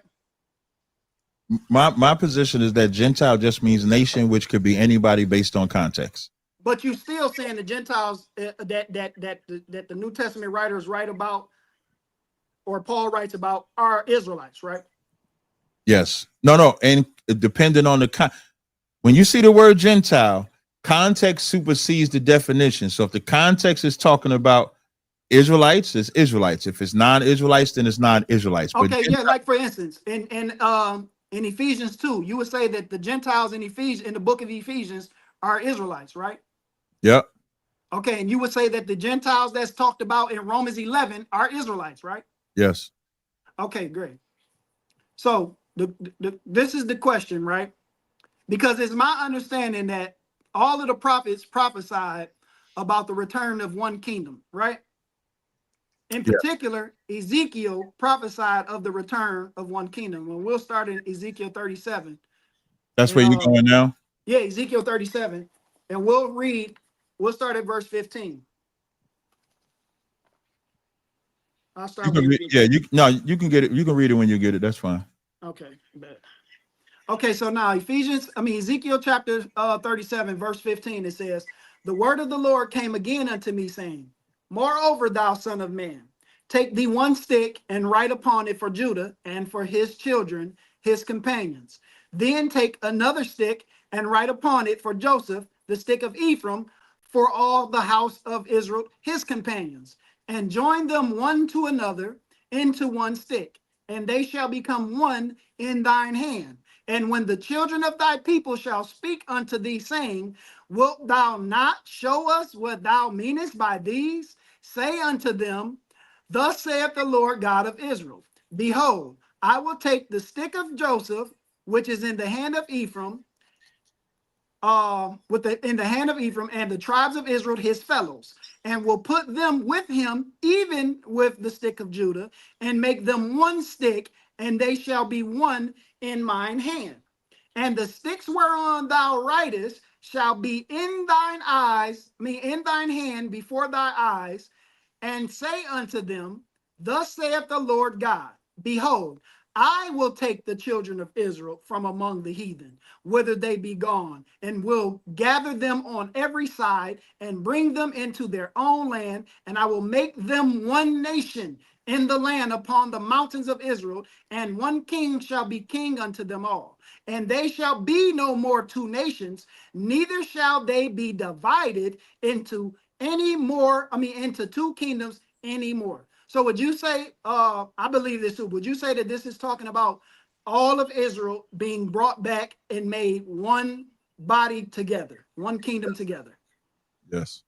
So now this is what they knew, right? All of the prophets knew that this was going to be established, that they were going to be. Jeremiah prophesied the return of one kingdom. Zechariah prophesied the return. Say what? I say Hosea, pretty much Hosea, all of the prophets pretty much prophesied. So right. This is Ephesians chapter 3. Hold on, let me turn this down. All right, so Ephesians 3 says, verse 1, for this cause I, Paul, the prisoner of Jesus Christ for you Gentiles. If ye have heard of the dispensation of the grace of God, which is given to me to you, ward, how that by revelation he made known unto me the mystery, as I wrote afore in few words, whereby when ye read, ye may understand my knowledge in the mystery of Christ, which in other ages was not made known unto the sons of men, as it is now revealed unto his holy apostles and prophets by the Spirit. That the Gentiles, this is what wasn't made known, that the Gentiles should be fellow heirs and of the same body and partakers of his promise in Christ by the gospel. So you see how it says it wasn't known in other ages that the Gentiles would be fellow heirs and of the same body, meaning one body. You see that? Yeah, you're wrong though. Huh? I'm wrong about what? I ain't even saying anything. Yeah. What am I wrong about? Where you going with it? But you can finish. But I agree with you. It says it wasn't known. The mystery wasn't known to the sons of men that the Gentiles was going to be fellow heirs and of the same body, right? That's not what it's talking about, but it does use that language. What is it talking about? The mystery, you think the mystery is that non-Israelites was going to be allowed to come back. That's not the mystery. Hold on. The mystery, it tells us what the mystery is. Right. You're saying that the non-Israel, I'm using the word says Gentile, but I'm just saying non-Israelite. You believe that the mystery that was revealed to Paul was that non-Israelites should be fellow heirs and of the same body. That's what the verse is saying. Right. So now we agree that the same writer of Ephesians is the same writer of Romans, right? Yeah, but let's not try to leave. Let's not try to leave. I want a real good solid answer on this. Okay, so Ezekiel prophesied the return of all of Israel being one body, right? Right. Okay, so that would include the scattered Israelites. Ezekiel prophesied of the Lord gathering us all back from where we were into one body. Yeah, it's important. It's still them becoming one body. It doesn't matter if it's the Lord doing it or not. Where's he gathering them from?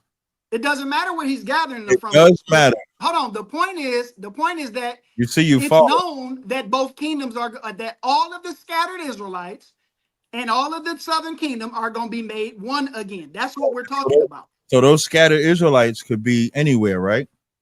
It doesn't matter where they're at.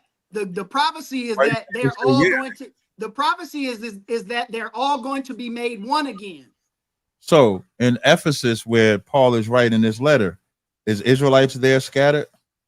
We're not. Listen, Cap, don't do this. Yeah. I see you sweating. Don't do this. I'm not sweating at all, but you know you're about to get cut though. Or whatever. Well, cut me then. Answer the question. Answer my question. I said in Ephesus, the Israelites that are there, are they scattered? The Israelites, that's weird.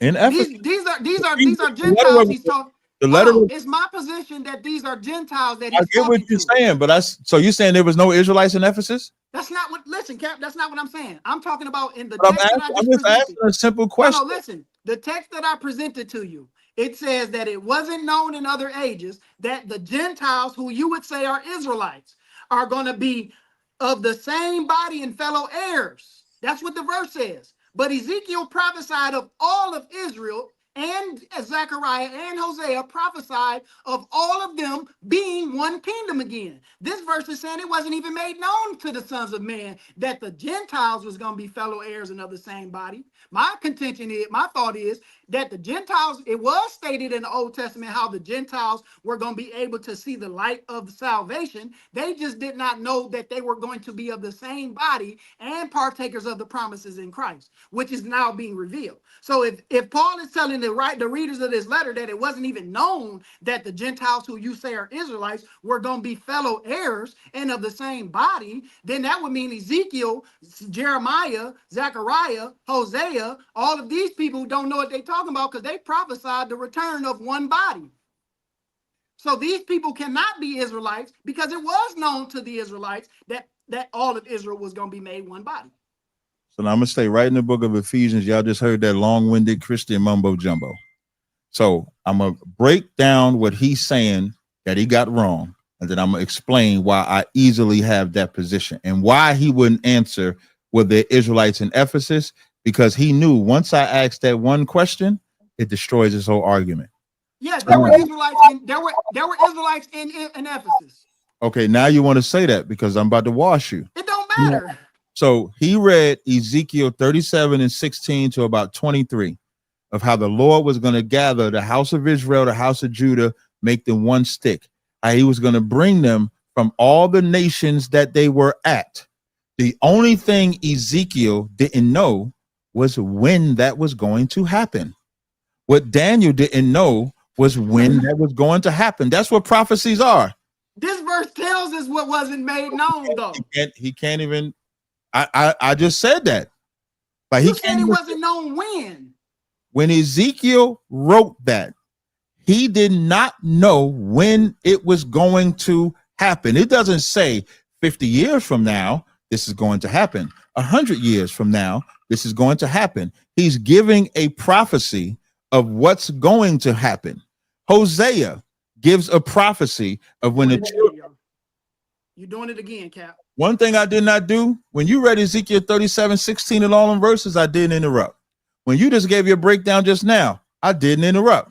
Go ahead, man. And I'm talking and cutting your argument to pit. You're not. And you should be able to rest. Go ahead. I'll be back. Now, you leaving or you No, go ahead. Okay, I got you. So now in Ezekiel 37, they're given a prophecy. When Hosea says that ye are not going to be my people for a time, the children of Israel wasn't his people. And then he said, in the place where it was said, ye are not the children of God, there you shall be called. You know when that was revealed in Rome? When Paul said it to the children of Israel in Rome. So when it says how that by my revelation, he made known unto me the mystery, as I wrote afore in few words, he's revealing now through Christ, this is the time that we're going to get gathered together. He's revealing this is the time that now through Christ, the northern kingdom and the southern kingdom that were once afar off or separated from Christ, now this is the time that you come back. Now, let me prove it and stay right in the book of Ephesians. Let's go to Ephesians 1. Ephesians 1, same chapter. I ain't read no verses yet except his verses. So when he's sitting there doing all that, that's because he can't sit still because it hurt. Ephesians 1, let's see who the letter was written to. And remember, he didn't want to say any Israelites was in Ephesus at first. Now he's going to have to. It says, Ephesians 1, Paul, an apostle of Jesus Christ, Yahweh Shah Mashiach, by the will of God, to the saints which are at Ephesus. Psalms 50 and 5, you're only a saint if your ancestors made a sacrifice to God. That's Psalms 50 and 5. Verse 4, it says, verse 4, according as he hath chosen us in him before the foundation of the world, that we should be holy without blame before him in love, having predestinated us unto the adoption of children by Jesus Christ to himself. So the same man that wrote Romans that said the adoption belonged to Israel is the same man that is writing a letter to Ephesus and saying predestinated us unto the adoption of children by Christ. So now that mystery wasn't revealed to Ezekiel. That only thing that was revealed to Ezekiel is that it was going to happen. What was revealed to, and why is it even saying mystery to Paul? Because Paul was persecuting followers of Christ until in the book of Acts, you can read where Christ says to Paul, how long do thou persecute, pick a kick against the pricks? And then Christ revealed to Paul, this is the time where it was said, aforetime, you are not the children of Israel, there you are the children of God. We are predestinated unto the adoption of children by Jesus Christ himself. So when you go to Ephesians, the 3rd chapter, when it says that the Gentiles is not a race of people. Gentile just means nation. Anybody can be that. So when it says fellow heirs and of the same body and partakers of the promise was only given to the children of Israel. So he only wanted to deal with salvation. I'm fine with that. But he brought us to a verse that has the word promise in it. So because that verse has promise in it, and Paul wrote promise, Paul said only Israelite pertain the promises.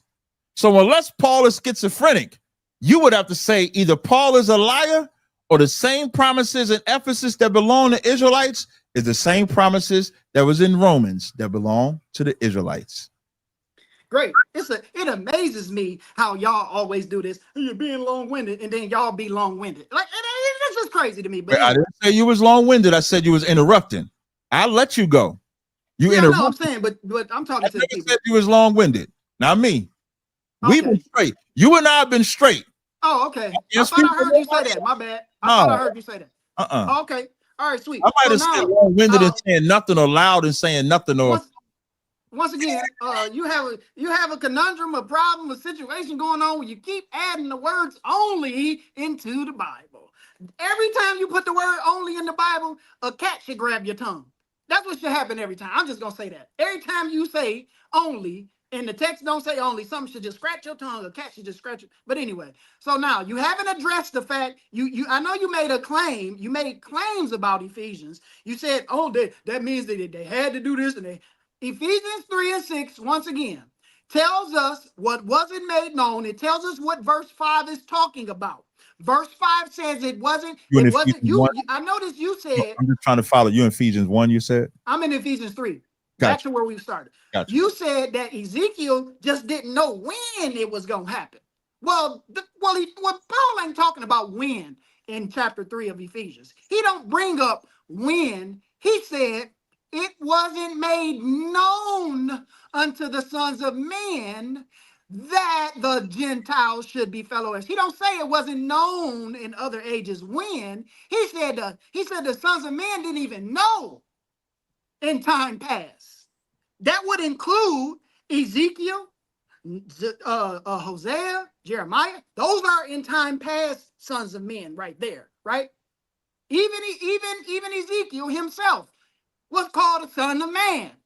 So this is saying it wasn't even revealed to the sons of men that the Gentiles is going to be made fellow heirs and of the same body. That don't make no sense because everybody knows that Israel is one people before the kingdom split. They became two nations after the kingdom split, but they both still are partakers and fellow heirs being one kingdom together. So that was known that they were going to be fellow heirs, that the northern kingdom or the scattered Israelites are going to be brought back and be one again. That is known. The ones that are brought back and made one are fellow heirs now. They are of the same body. Ezekiel said that. Paul said that these Gentiles that he's talking about, it wasn't even known that the Gentiles, Paul knows that these Gentiles are not Israelites. Y'all just don't know. Paul knows, y'all just don't know. Even the Gentiles here don't know that they're Israelites, right? So now, what you have to answer for is not the fact that it's when it's going to happen, and that's what you answered for. I need you to answer for that it wasn't even known that they were going to be partakers of the same body and fellow heirs and get the promise. We know all of Israel, there was prophesied from the inception when the promise came that they was going to get the promise. So it was known that all of Israel was going to inherit the promise. That's what was made known. This here, what Paul is talking about, it wasn't known for the Gentiles who I have already proven are non-Israelites. The made known, I answered that when I first spoke. You said that it wasn't known when. That's what you said. That's what the made known is. But that ain't what Paul is saying in this verse. In other ages, was not made known unto the sons of men. Only thing they was given, excuse me, as it is now revealed unto his holy apostles. So when it says apostles, because there's plural, we agree that that wouldn't just be Paul, that would be all of them, right? Yeah. You would agree that. Thank you. So now, when it says was not in other ages, all Ezekiel knew was the prophecy. He didn't know when it was going to happen. All Daniel knew is the prophecy. Don't know when it's going to happen. Hosea, the prophecy, but don't know when it's going to happen. So when it says in other ages was not made known, they did not know when it was going to happen. What did the disciples ask? What did Peter ask Christ? Will thou now restore?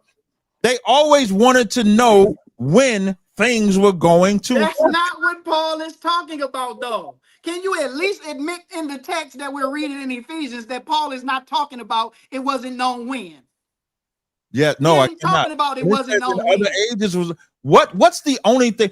Your position is that what's being made known is that non-Israelites are fellow heirs, correct?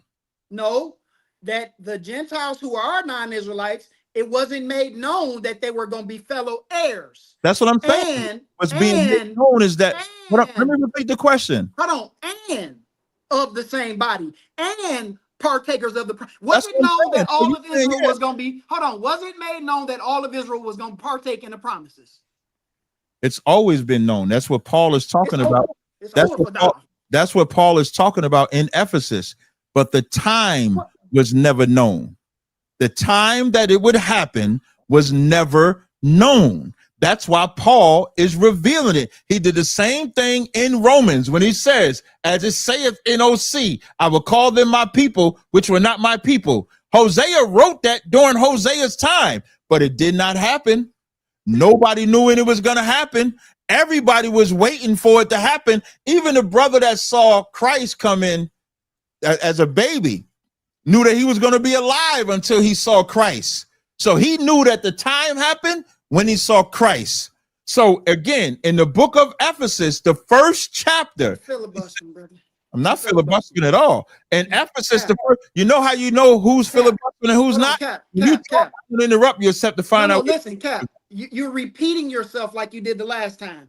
This is what you did. This is what you did the last time. You kept repeating the same points over and over again. You haven't addressed that this don't say nothing about when it wasn't known when. It says made. Hold on, this verse don't say nothing about it wasn't made known when, though. It says in other ages was not made known. Is that talking about time? Yes or no?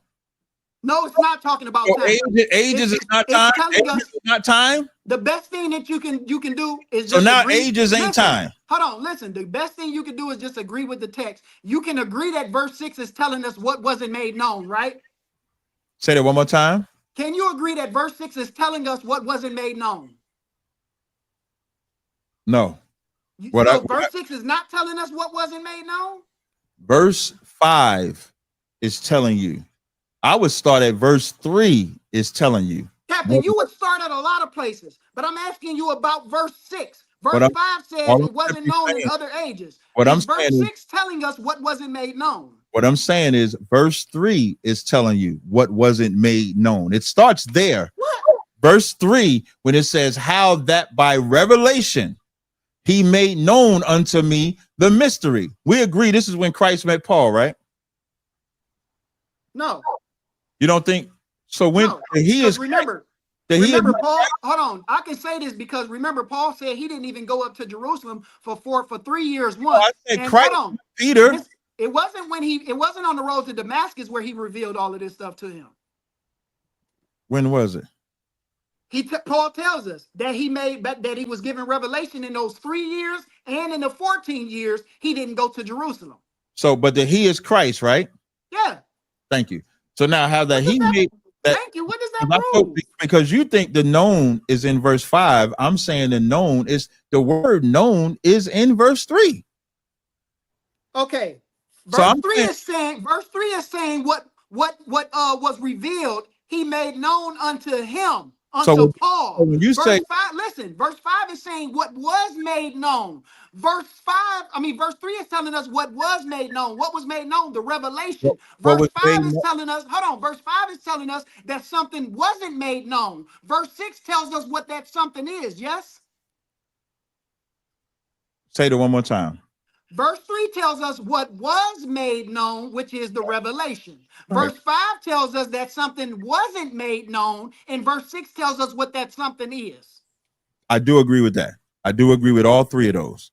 But where we disagree is when the revelation is made known to Paul, we agree that the mystery, no matter which position we take, we agree that the revelation is now is the time.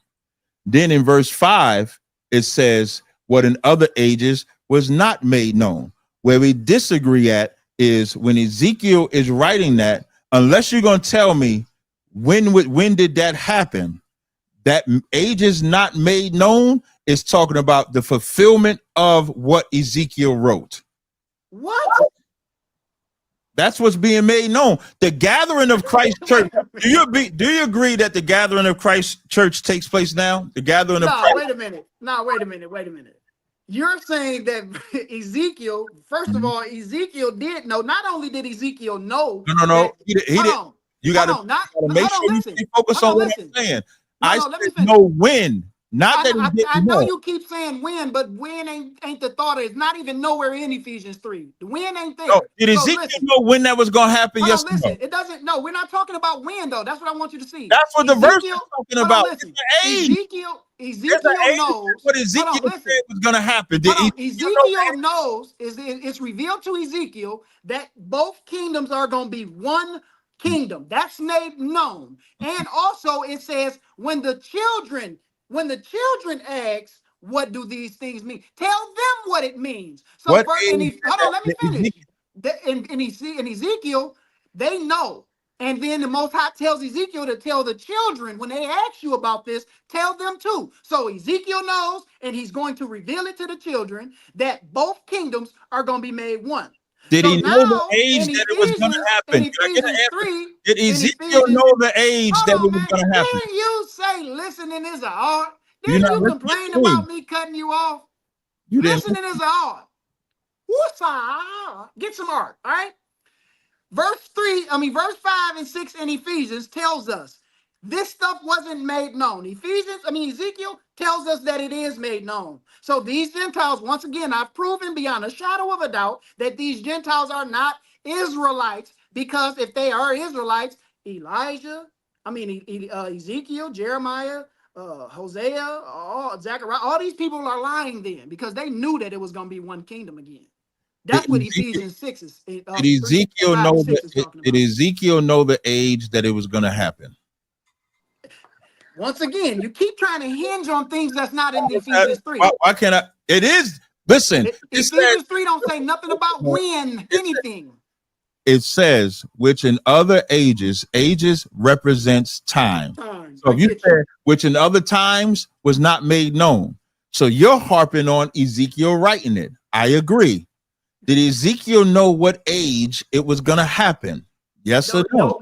No, he didn't. But that ain't what Ephesians 3 is talking about, Paul. That's the only. Listen, I don't even know my name. I ain't Paul. Now you don't even know my name. Cap. Paul in verse 5 tells us about something that wasn't made known. Verse 5 doesn't tell us what that something is. Let me finish. Brother. Verse 5 doesn't tell us. Cap, you getting your behind whooped. That's why you keep interrupting. I was verse 5 is telling us, verse 5 tells us that something wasn't made known. Verse 6, you already agreed, tells us what that something is. Right. And in verse 6, it does not mention anything about when. You keep trying to throw that in. I didn't say nothing about verse 6. Verse 5. You did. You agreed that verse 6 is telling us what the something is in verse 5. You said verse 6 says something about you said I keep saying verse 6 is talking about something when. I'm not talking about verse 6. What I'm saying is, which in other ages was not made known. Ezekiel did not know the time that what he wrote was going to happen. That's not what. Are you going to admit that? Are you going to admit that? Listen, if Ephesians, hold on. listen, if Ephesians 3 said that, if that's what it said, What this does wouldn't age even hold on. mean? It wouldn't be no conversation if verse What 6 does wasn't. age Hold mean? on, listen. It wouldn't even be a conversation if verse 6 didn't exist in this text, right? Okay, so now, Verse no. 6, once Verse again, you 6 agreed. You already agreed that verse 6 is the answer for verse 5. You already agreed to that. Now let me prove. Now I'll prove it to you. So now this is Genesis 48. Let's go to Genesis 48. Since you harping on the word Gentile, let's go to Run it Genesis. again. Run it I'm not again. running. This is right on topic. This is Genesis 48 and 19. So now, just for context, Jacob is blessing Joseph's sons. Manasseh is the older, Ephraim is the younger. It's Genesis 48 and 19. And his father refused and said, I know it, my son, I know it. He shall become a people. I'm sorry, I read verse 18. And Joseph said unto his father, not so, my father, for this is the firstborn, and put thy right hand upon his head. Verse 19. And his father refused and said, I know it, my son, I know it. He shall become a people, and he shall be great. But truly his younger brother shall be greater than he, talking about Ephraim. And his seed shall become a multitude of nations. That means that Ephraim, one tribe, ladies and gentlemen, would become a multitude of nations. In the Old Testament, that word is goyim. In the New Testament, that word is ethnos, which is Gentile. So you can see Ephraim in Genesis is prophesied to become Gentiles. So when we go back to Ephesians, No, it don't say that they're gonna become Gentiles, Cap. what does it mean to become a multitude of nations? You capping, Cap. What does that mean to become a multitude of nations? You capping, Cap. What does that mean to become a multitude of nations? You capping, Cap. Why you want to answer? What does it mean to become a multitude of nation? Look at them cooked. You gonna be. What does it mean? What does it mean? How you gonna say somebody? Hold on. How you gonna say somebody cooked? And you ran from the conversation. This word. You ran from the conversation. The word. You start talking about the name Gentile. All I want to do is just finish. You ran from the conversation. Here's what I did. What I did was he's harping on Ephesians 3 and 6. No, I'm not harping on the word Gentile, Cap. Yes, you are. No, I'm not. I'm harping on what was made known. I'm harping on what was made known. He just ran from my question. What does it mean? What does it mean to become a multitude of nations? Cap, nation Gentile. Cap, when we were answered. I answered all your questions. Hold on, Cap. When we were just in Ephesians 3, right? When we was just there, running again. You ran to Genesis 48. I did not run. The only way I can run. You flew over speed bumps and everything. For the listening audience, here's what's running from a scripture. If either one of us get hit with a scripture and we change the subject totally to something else. That's what you're doing. I didn't change this totally to something else. You did. Ephesians 3 and 6 says that the Gentiles should be fellow heirs. His position is that the Gentiles are non-Israelites. My position is that the Gentiles are Israelites. So what I did, you left out my position. You didn't say my whole position. No problem. You brought a part of my position. Same body, partakers of the promise. That's his position, and that they're non-Israelites. I didn't think I had to say that. But now that's your position. Yeah. My position is that these are these are Israelites that are allowed to come back. So what I simply did was showed a prophecy that Jacob gave to Joseph, that one tribe, Ephraim, would become a multitude of nations. So my question to you is, what does it mean when it says Ephraim became a multitude of nations? It just means that they were split up. It just means that they were scattered into a whole bunch of nations. So those nations, is that word Gentile? In Hebrew, goyim, would that be goyim like Gentile would be goyim? Right. Does the Old Testament use the word Gentile for translation purposes? It uses goyim or nation. Does it use the I'm talking about for us in English. I'm talking about for us in English. Does translators use the word Gentiles in the Old Testament? Translators use nation. They use Gentile. They use different ones. Right. So they use the word. They do use the word. Okay. So they do use the word Gentiles for translation purposes, but they didn't use the word Gentile in that verse, did they? Did it say when you become a multitude of nations, that means that one tribe is not just going to be the tribe of Ephraim. That one tribe is going to become a multitude of nations, like the text says. So now that but you're trying to equate them being called a multitude of goys. You're trying to equate that to Gentiles in Ephesians 3.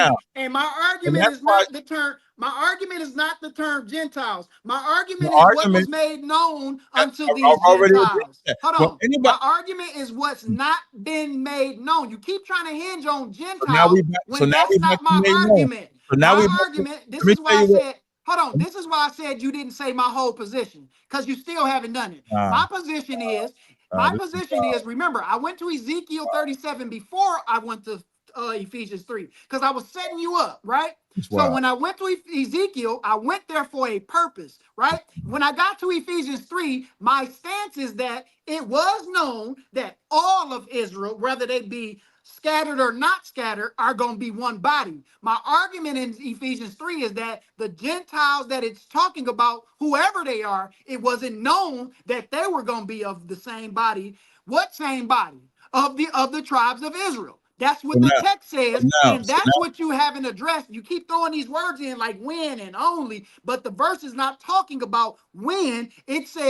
It tells us in verse 6 what wasn't made known. It wasn't made known who the Gentiles, who y'all ignorantly call the Israelites. It says that it wasn't made known that the Gentiles was going to be fellow heirs and of the same body. It was made known that the Israelites and the other Israelites that were scattered were going to be one body. That's what you haven't addressed. You keep doing all this, you're giving soliloquies and trying to run from this to somewhere else because you're getting spanked. You need to take that championship belt you got that looked like it came from Goldberg and throw it in the garbage. Because your win streak is done.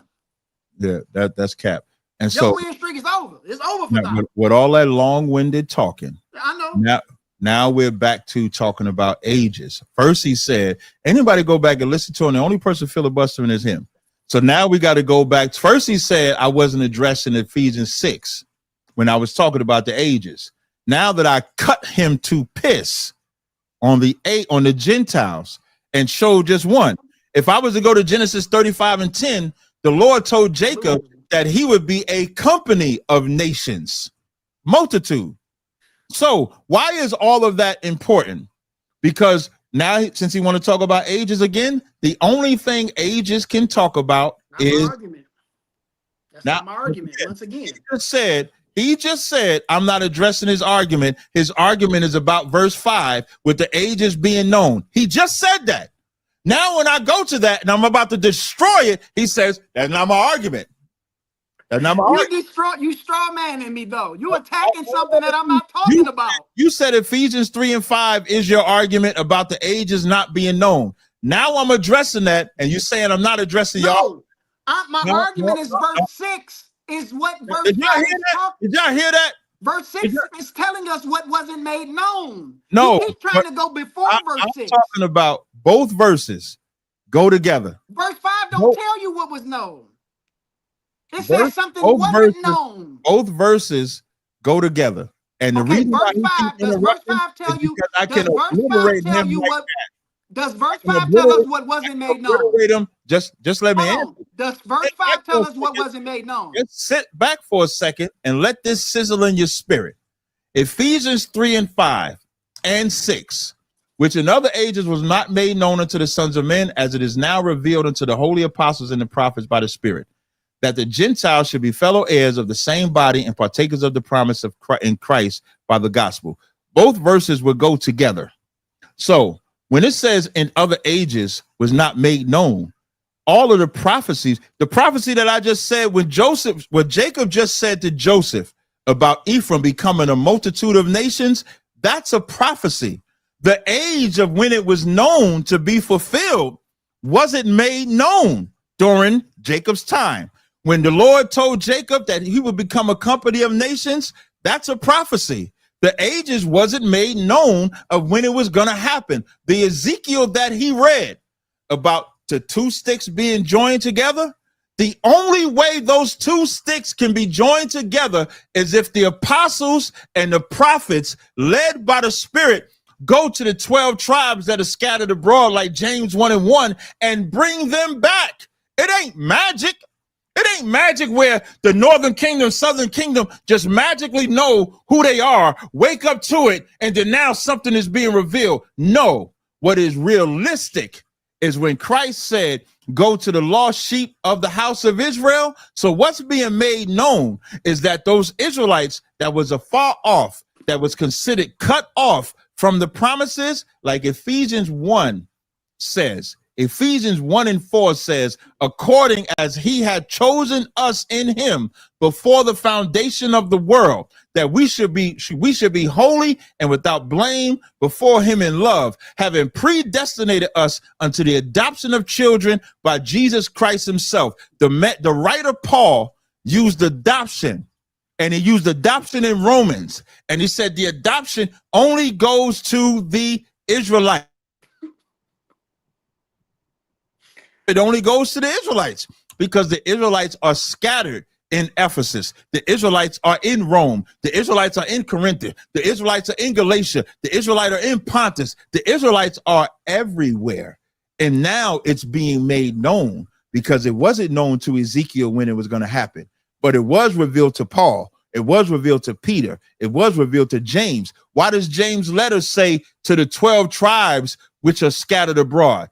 The letter don't say to the world that is scattered abroad, to all the nations that are scattered abroad. It only says to the 12 tribes which are scattered abroad. That's what it says.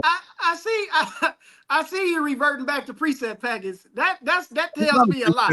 I went right to the first that verse. tells me a lot because you just got All done. I did was go to the first verse. Listen, you just got done saying the same thing over repetition. Once again, you repeating yourself, repeating what you already said, and you still haven't showed us like you did it again in Ephesians 3. You did it again, and you said it wasn't made known in other ages. And then you leave out verse 6 where it tells us what wasn't made known, and you throw something else in there that wasn't made known. That's a lie.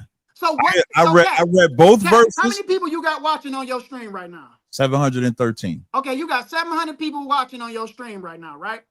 Can you tell us unequivocally, is verse 6 telling us what wasn't made known? Yes, I agree to that. Okay, so if verse 6 tells us what wasn't made known, why are you saying, well, they didn't know when it was going to happen? When verse 6 don't say nothing about when. It just says it wasn't known that this event was going to happen. When you read verse 5 and 6 together, a reading comprehension is a simple class you need. When you read Ephesians 3 and 5, there's not a period at the end of 5. Because I think you even made a point to say this when we was debating the first time, that the letters of Paul were just written as letters. It's only then that the scribes came and then put them in chapters. So when you read it, it says, which in other ages were not made known unto the sons of men, as it is now revealed unto the holy apostles and prophets by the Spirit. There's a semicolon. Then it says that the Gentiles. So these two verses go together. And now, who are verse 5 and 6 go together? So when you said, that's what I'm telling you. You're not telling me. You keep trying to make it seem like verse 6. You keep trying to make it seem like verse 6 is saying it wasn't made known when. The Bible says, the Bible says an unstable mind, right? No, a double-minded. And that's what you are. Because I'm double-minded? Yes. How? I'm gonna tell you, because you keep saying I'm not breaking it down when I can't break it down no better. When I'm saying, I know you got the thank you for admitting. Everybody heard him say he can't break it down no better. Everybody heard him. I'm glad you said that, because this don't need to be broken down. This is remedialness now. You showing remedialness now. So now in verse 5, when it says remedialness, which another age is even a word. Known, that's time. It wasn't revealed when the other nation, when the Israelites could come back. Okay, Cap, does verse 6 say that? Hold up. It was only verse 6 say it wasn't made known when. Does verse 6 say that? Verse 5 says it. So verse 5 says it wasn't made known when? It wasn't in other ages was not made known. That's what that means. What was it made known? Age. The age. Verse Wait, 6 is what wasn't made known. No. See, wait. You gotta make up Verse your 6 mind. is what wasn't Brother, made known. You already agreed to this that. is crazy work. Crazy work. In other ages was not made known. You said, does it say in other ages was not made known when? And then I read it, which in other ages was not made known. What wasn't made known? Verse 6. What wasn't made known before you get to verse 6, what wasn't made known was the age that it would happen in verse. Do y'all hear his? So everybody hear his exegesis. Everybody hear his all you gotta do is exegesis on stop verse. interrupting me. They can hear it. Everybody hear his exegesis on verse 5. He said verse 5 is telling us it wasn't made known when. Let me read verse 5 to y'all so y'all can see what this guy is saying. It says, which in other ages was not made known unto the sons of men. So in other ages, something wasn't made known unto the sons of men. But guess what? It's now being revealed unto his holy apostles and prophets. Then it tells us what wasn't made known. So the when is a non sequitur. You don't have to say when. You don't have to throw when in there because when isn't even in view. Once again, you did it again, and you're falling on your own sword. Once again, it's over for thou. If the wind didn't matter, you copied that from is. If the wind, come out with your hands up. If the wind didn't matter, then the word. I got that from Perizzo 1. He got it from is. I don't care who he got it from. I got it and it's working right now. No problem. It's horrible.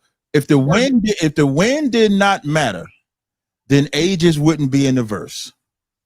And the whole point of when or the ages being in the verse is because Ezekiel and all the prophets of old was looking for this time.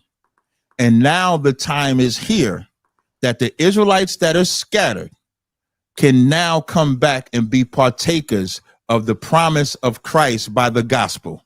Because once you get to the promise doesn't go to non-Israelites.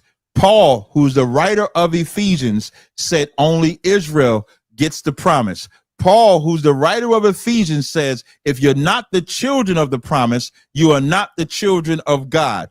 That's plain on tables. Paul, in the first chapter, says, having predestinated us unto the adoption of children before the foundations of the world. So you would have to show me before the foundations of the world, where were non-Israelites getting the promise? You would have to show me that. Once again, I know you want to run, but you can't run from this. Right here. Show me. You're trying to get away, and you're here to say, I got you where I want you, and you ain't running, Cap. You did a lot of talking and backpedaling in the last time we did this. You didn't. But I guarantee you ain't got none of them clips of this live. I guarantee you that, right? I'm gonna clip. Listen, so, I'm gonna clip this Ephesians. I'm gonna look horrible for you. 29. We got clips of you. Listen, this is gonna look horrible for you, Cap, because once again, you just did it again. You put when in there, and when ain't in the text. Age is in there. Age and when are the same thing. No, it's not. No, it's not, Cap. Let's Google. No, it's not. Age and when is not the same. It wasn't made known in other ages unto the sons of men, as it is now being revealed.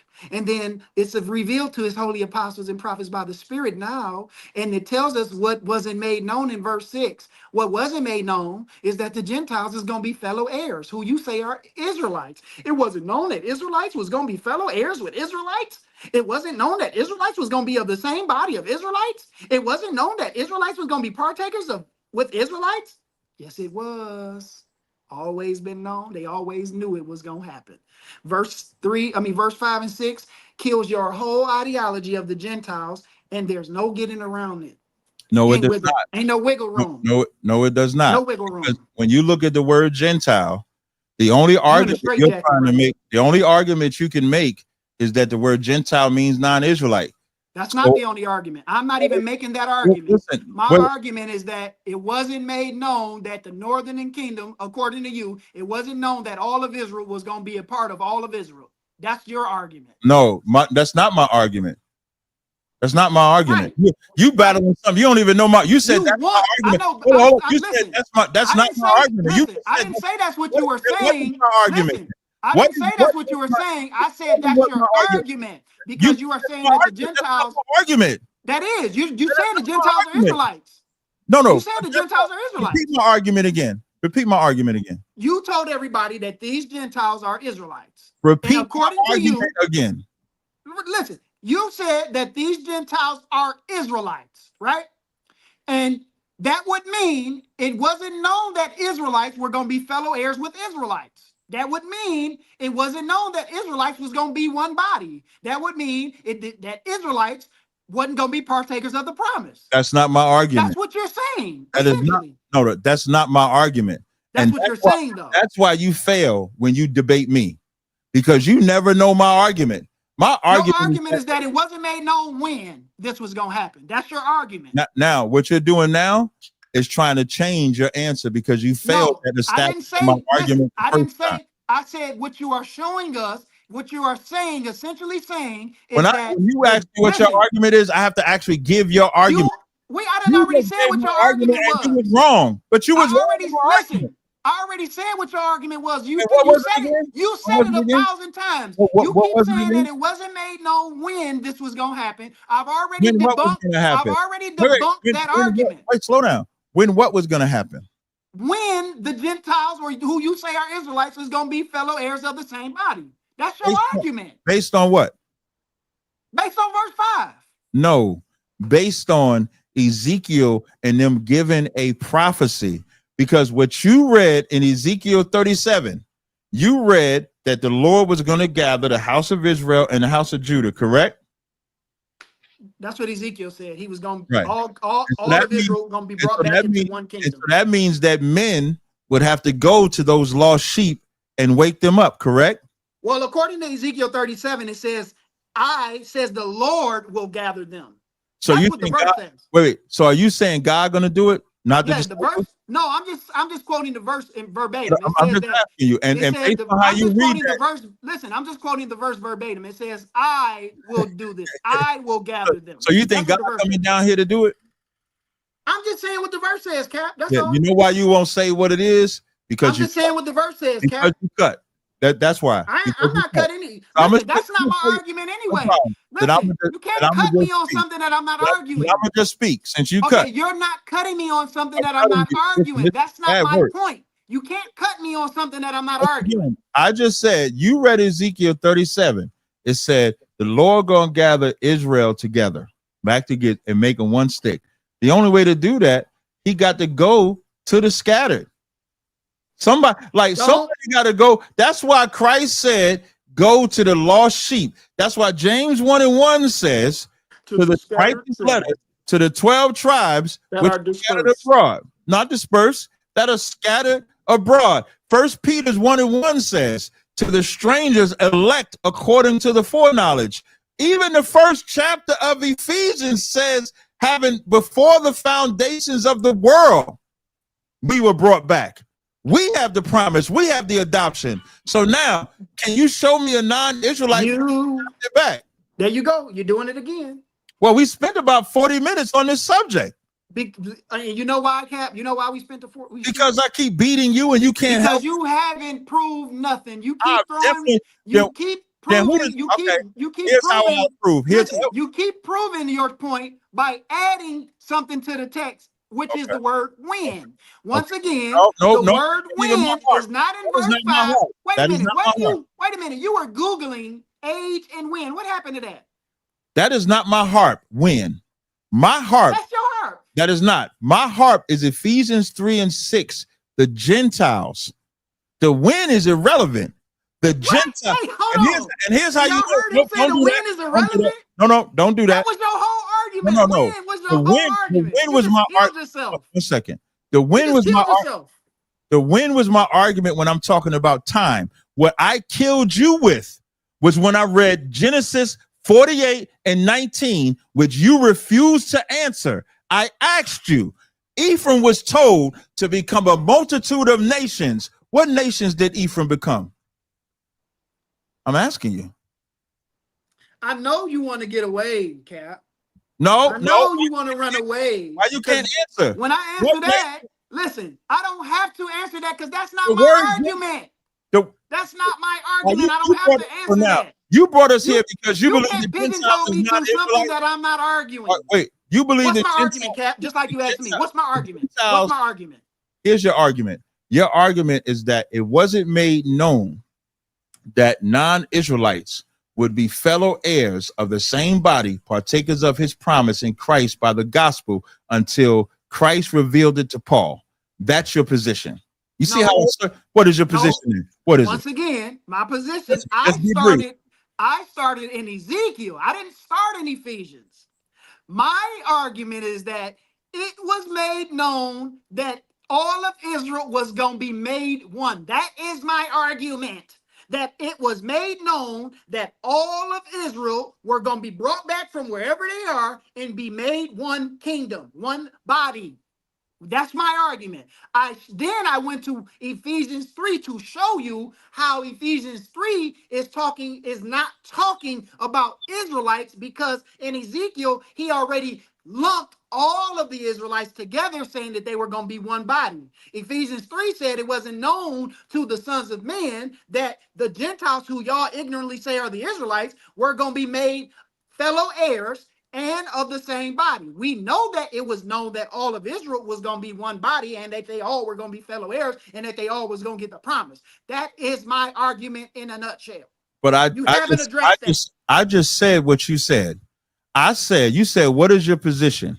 I said, your position is that in Ephesians 3 and 6, what wasn't made known is that non-Israelites will be fellow heirs of the same body partake. That is your position. Okay, once again, I just told you what my position was. All you did was I just told you what my position was, and you quoted something that you said something that I didn't say. All you doing is because you misrepresenting me. I'm not misrepresenting you, because all I didn't include was that you said the 12 tribes of Israel would be gathered according to Ezekiel 37. That's my argument.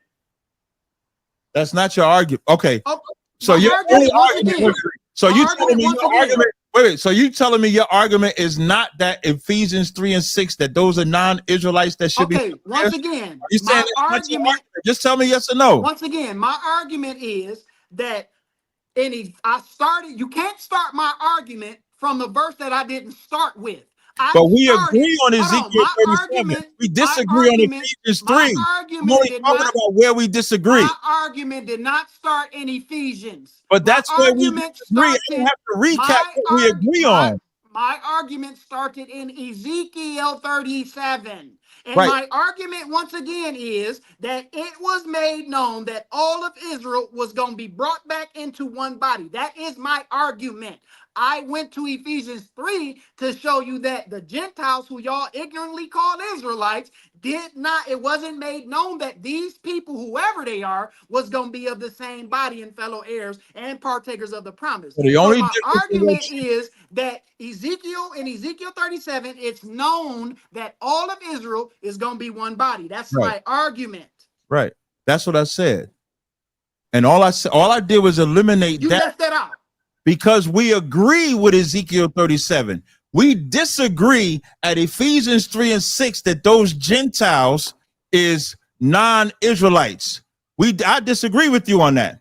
You think that they're that's the only way your logic works, is if these Gentiles are non-Israelites. Because if you think they're Israelites, your logic don't work at all.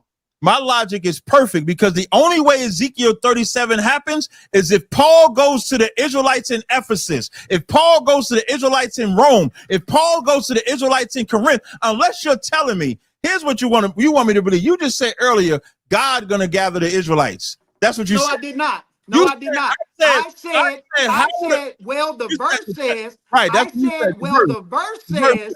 Right. I said, well, the verse says. Right. I'm just going based off because this is the verse I brought us to. Right. So you can't misrepresent me. That's why I said, well, the verse says.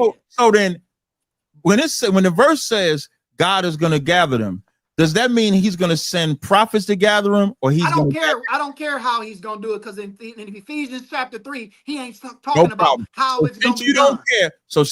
He's not saying how it's going to be done. You said you don't care, so I can respond. He said, listen, you straw manning. You straw manning. You straw manning because I didn't say nothing about How? So you can't throw Right. it into my argument. No problem. My argument, once again, You answered. if you're saying that these are Israelites, you are essentially saying that it wasn't made known that the Israelites were going to be fellow heirs with the Israelites. That's what you are essentially saying. I got you. So now this man just said he don't care how God's going to gather. Look what he going to hold on to, y'all. I'm Look what he holding on to. I'm gonna answer. So Look now what he holding on I to. did not. When You I reaching for straw. You grabbing why you still you talking? grabbing for it right now. Like if we want to just be two men over talking, we can do that. So now he said he don't care how God's gonna do it. I'm gonna tell you how God's gonna do it. God did it by sending apostles and teachers to do the will of him, just like he sent his son Christ to die, and then Christ set up the disciples. Paul had disciples, and they all went to teach the children of Israel. How do I know? So excuse me. So in Ephesians 3, when it says in other ages not known, it's talking about the time of when it was going to happen. Ephesians 3 and 6, when it says Gentiles should be fellow heirs, I've already established one tribe is a multitude of nations. He ran from that. I didn't run from nothing. Then what does it mean when Ephraim is a multitude of nations? I didn't run from nothing. What does it What mean? I did was, what does it mean? I grabbed my fishing rod. You dog. I grabbed my fishing rod and brought you back to the point. That's all I did. You can't be professional. What does it mean when Ephraim was going to become a multitude of nations? Listen, you did this the last time, and you're not going to get away with it this time. You can't answer it. Listen, I know your tactics. This is how you cut the butter. I know your tactics, and what you want to do is you want to leave this argument so you can make a point in another argument. I'm not making what I no want argument. everybody to see The word is, Gentile, I want everybody the word to see Gentile in that this 48 man, is the same Gentile in Ephesians did 3. not address what we're talking about. He's not addressing. He want me to give him what does it mean for nations. I'll ask you a question in Ephesus. I'll ask you a question in Ephesus. Having predestinated us unto the adoption of children. Who was adopted according to Paul? Once again, another filibuster question. I was you want to run. You want to run from Ephesians 3 because you stuck. This is in quicksand. This is the first in quicksand. And you once again, you want to leave because you in quicksand. It's the first chapter. Everybody sees this. Everybody see, right? Cap says that verse 5, he says that verse 5 is talking about it wasn't made known when. What we're going to do is be two men talking. I ask you a question. No, we're not doing that. I'm not running. We're not running to nowhere else. I'm in a running nowhere else. Chapter. Your question don't got nothing to do with my point. So you saying I can't go to the first chapter of the letter that you brought us to? Listen, your question don't have nothing to. You stuck right now. So you can't. So you can't answer that question either. You want out. You want out. You want out of the quicksand. You can't answer the question. I'm not going nowhere, Cap. We ain't going nowhere, Cap. So you're not. So you say. So here. I want you to answer these questions in this. I've answered them already. I answered them. Then we can stop. Didn't you ask me? Did you agree? Hold on. Did you agree? Did you agree that verse 6 tells us? I ain't got to agree that verse 6 tells us. I ain't got what verse 5 is talking about. I don't have to say nothing else, and neither do you. But if you already agreed that verse 6 is talking about verse 5. When I asked you about Hebrews 9 and 15, I did not have a problem with you going to Deuteronomy 29. I did not have a problem with you going to Deuteronomy 10. Are you telling me I can't read the first chapter of Ephesians? We can stop. Yeah. All praises to the Most High. The battle's over. All praises to the Most High. No sweat. You want to give this has been another Debunking Hebrew Israelites event. And once again, their leader, their captain has been annihilated. You got their captain has been annihilated. You got beat. And what he wanted to do is walk away from the argument so he can make another point. Question about Ephraim. Don't never text me, never inbox me again.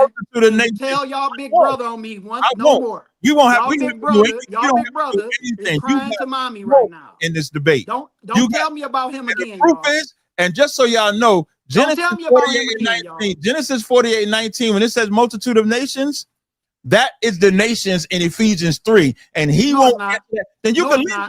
You don't have to stay. You can leave. Then you can leave. Get over. You can leave. No, it's not. And who is Ephraim? And who is the multitude of nations that Ephraim The became? multitude of nations is Ephraim. When Hosea says that Where- Ephraim gonna be swallowed up of the Gentiles, and they shall be among the the verse Gentiles. says So a all of them multitude becoming nations, says when they a enter, when they multitude of become, nations. hold on, when they become a multitude of nations, Mhm, that's mhm, them becoming mhm. being swallowed up of the nations Where around does them. it Because say you that in the mentioned on verse? that word Gentile, Where that's does it them say that in being that verse? swallowed up of Right, the nations. right. That's it. So as they swallowed up in them That's nations, it. they would be. And here's what he did by walking into the That's body it. bag. What he did by walking into the body bag. You have been body bagged. Body bagged by Captain Tazaryach. He got to do this, y'all. He got to do this. What This he is what he got to do. what he did by walking This is into that body this bag. is what it's come When to. he said that Ephraim got swallowed up by the nations, that means Ephraim is mixed in within the nations. And when he read Ezekiel 37, let's read what Ezekiel 37 said. You ain't got to stay. Remember, you ain't want to answer no questions. I ain't got to make you stay. I can keep going without you. Unlike you, I don't need you. Ezekiel 37 and 2. You need something. And I will make them one nation in the land and the mountains of Israel, and one king shall be unto them. Verse 23. Told y'all he could leave. Neither shall they defile themselves any more with their idols, nor with their detestable things, nor with any transgressors, but I will save them out of their dwelling places. How did he do it? He did it by sending Paul, Peter, and the disciples. It's a sad day when a brother just can't answer questions and a brother is just staying there writing Ephesians 3 and 9. I ain't going nowhere. I ain't going nowhere. But when we was in Hebrews 9 and 15 and he ran to his scriptures, that's the whole point of having a debate is to actually have a debate. When you get to a point where you don't want to answer questions, that's how you know you cooked. That's how you know. And once you got to Ephesians, let me get his audience out of here. Let me get his audience. We can remove his audience.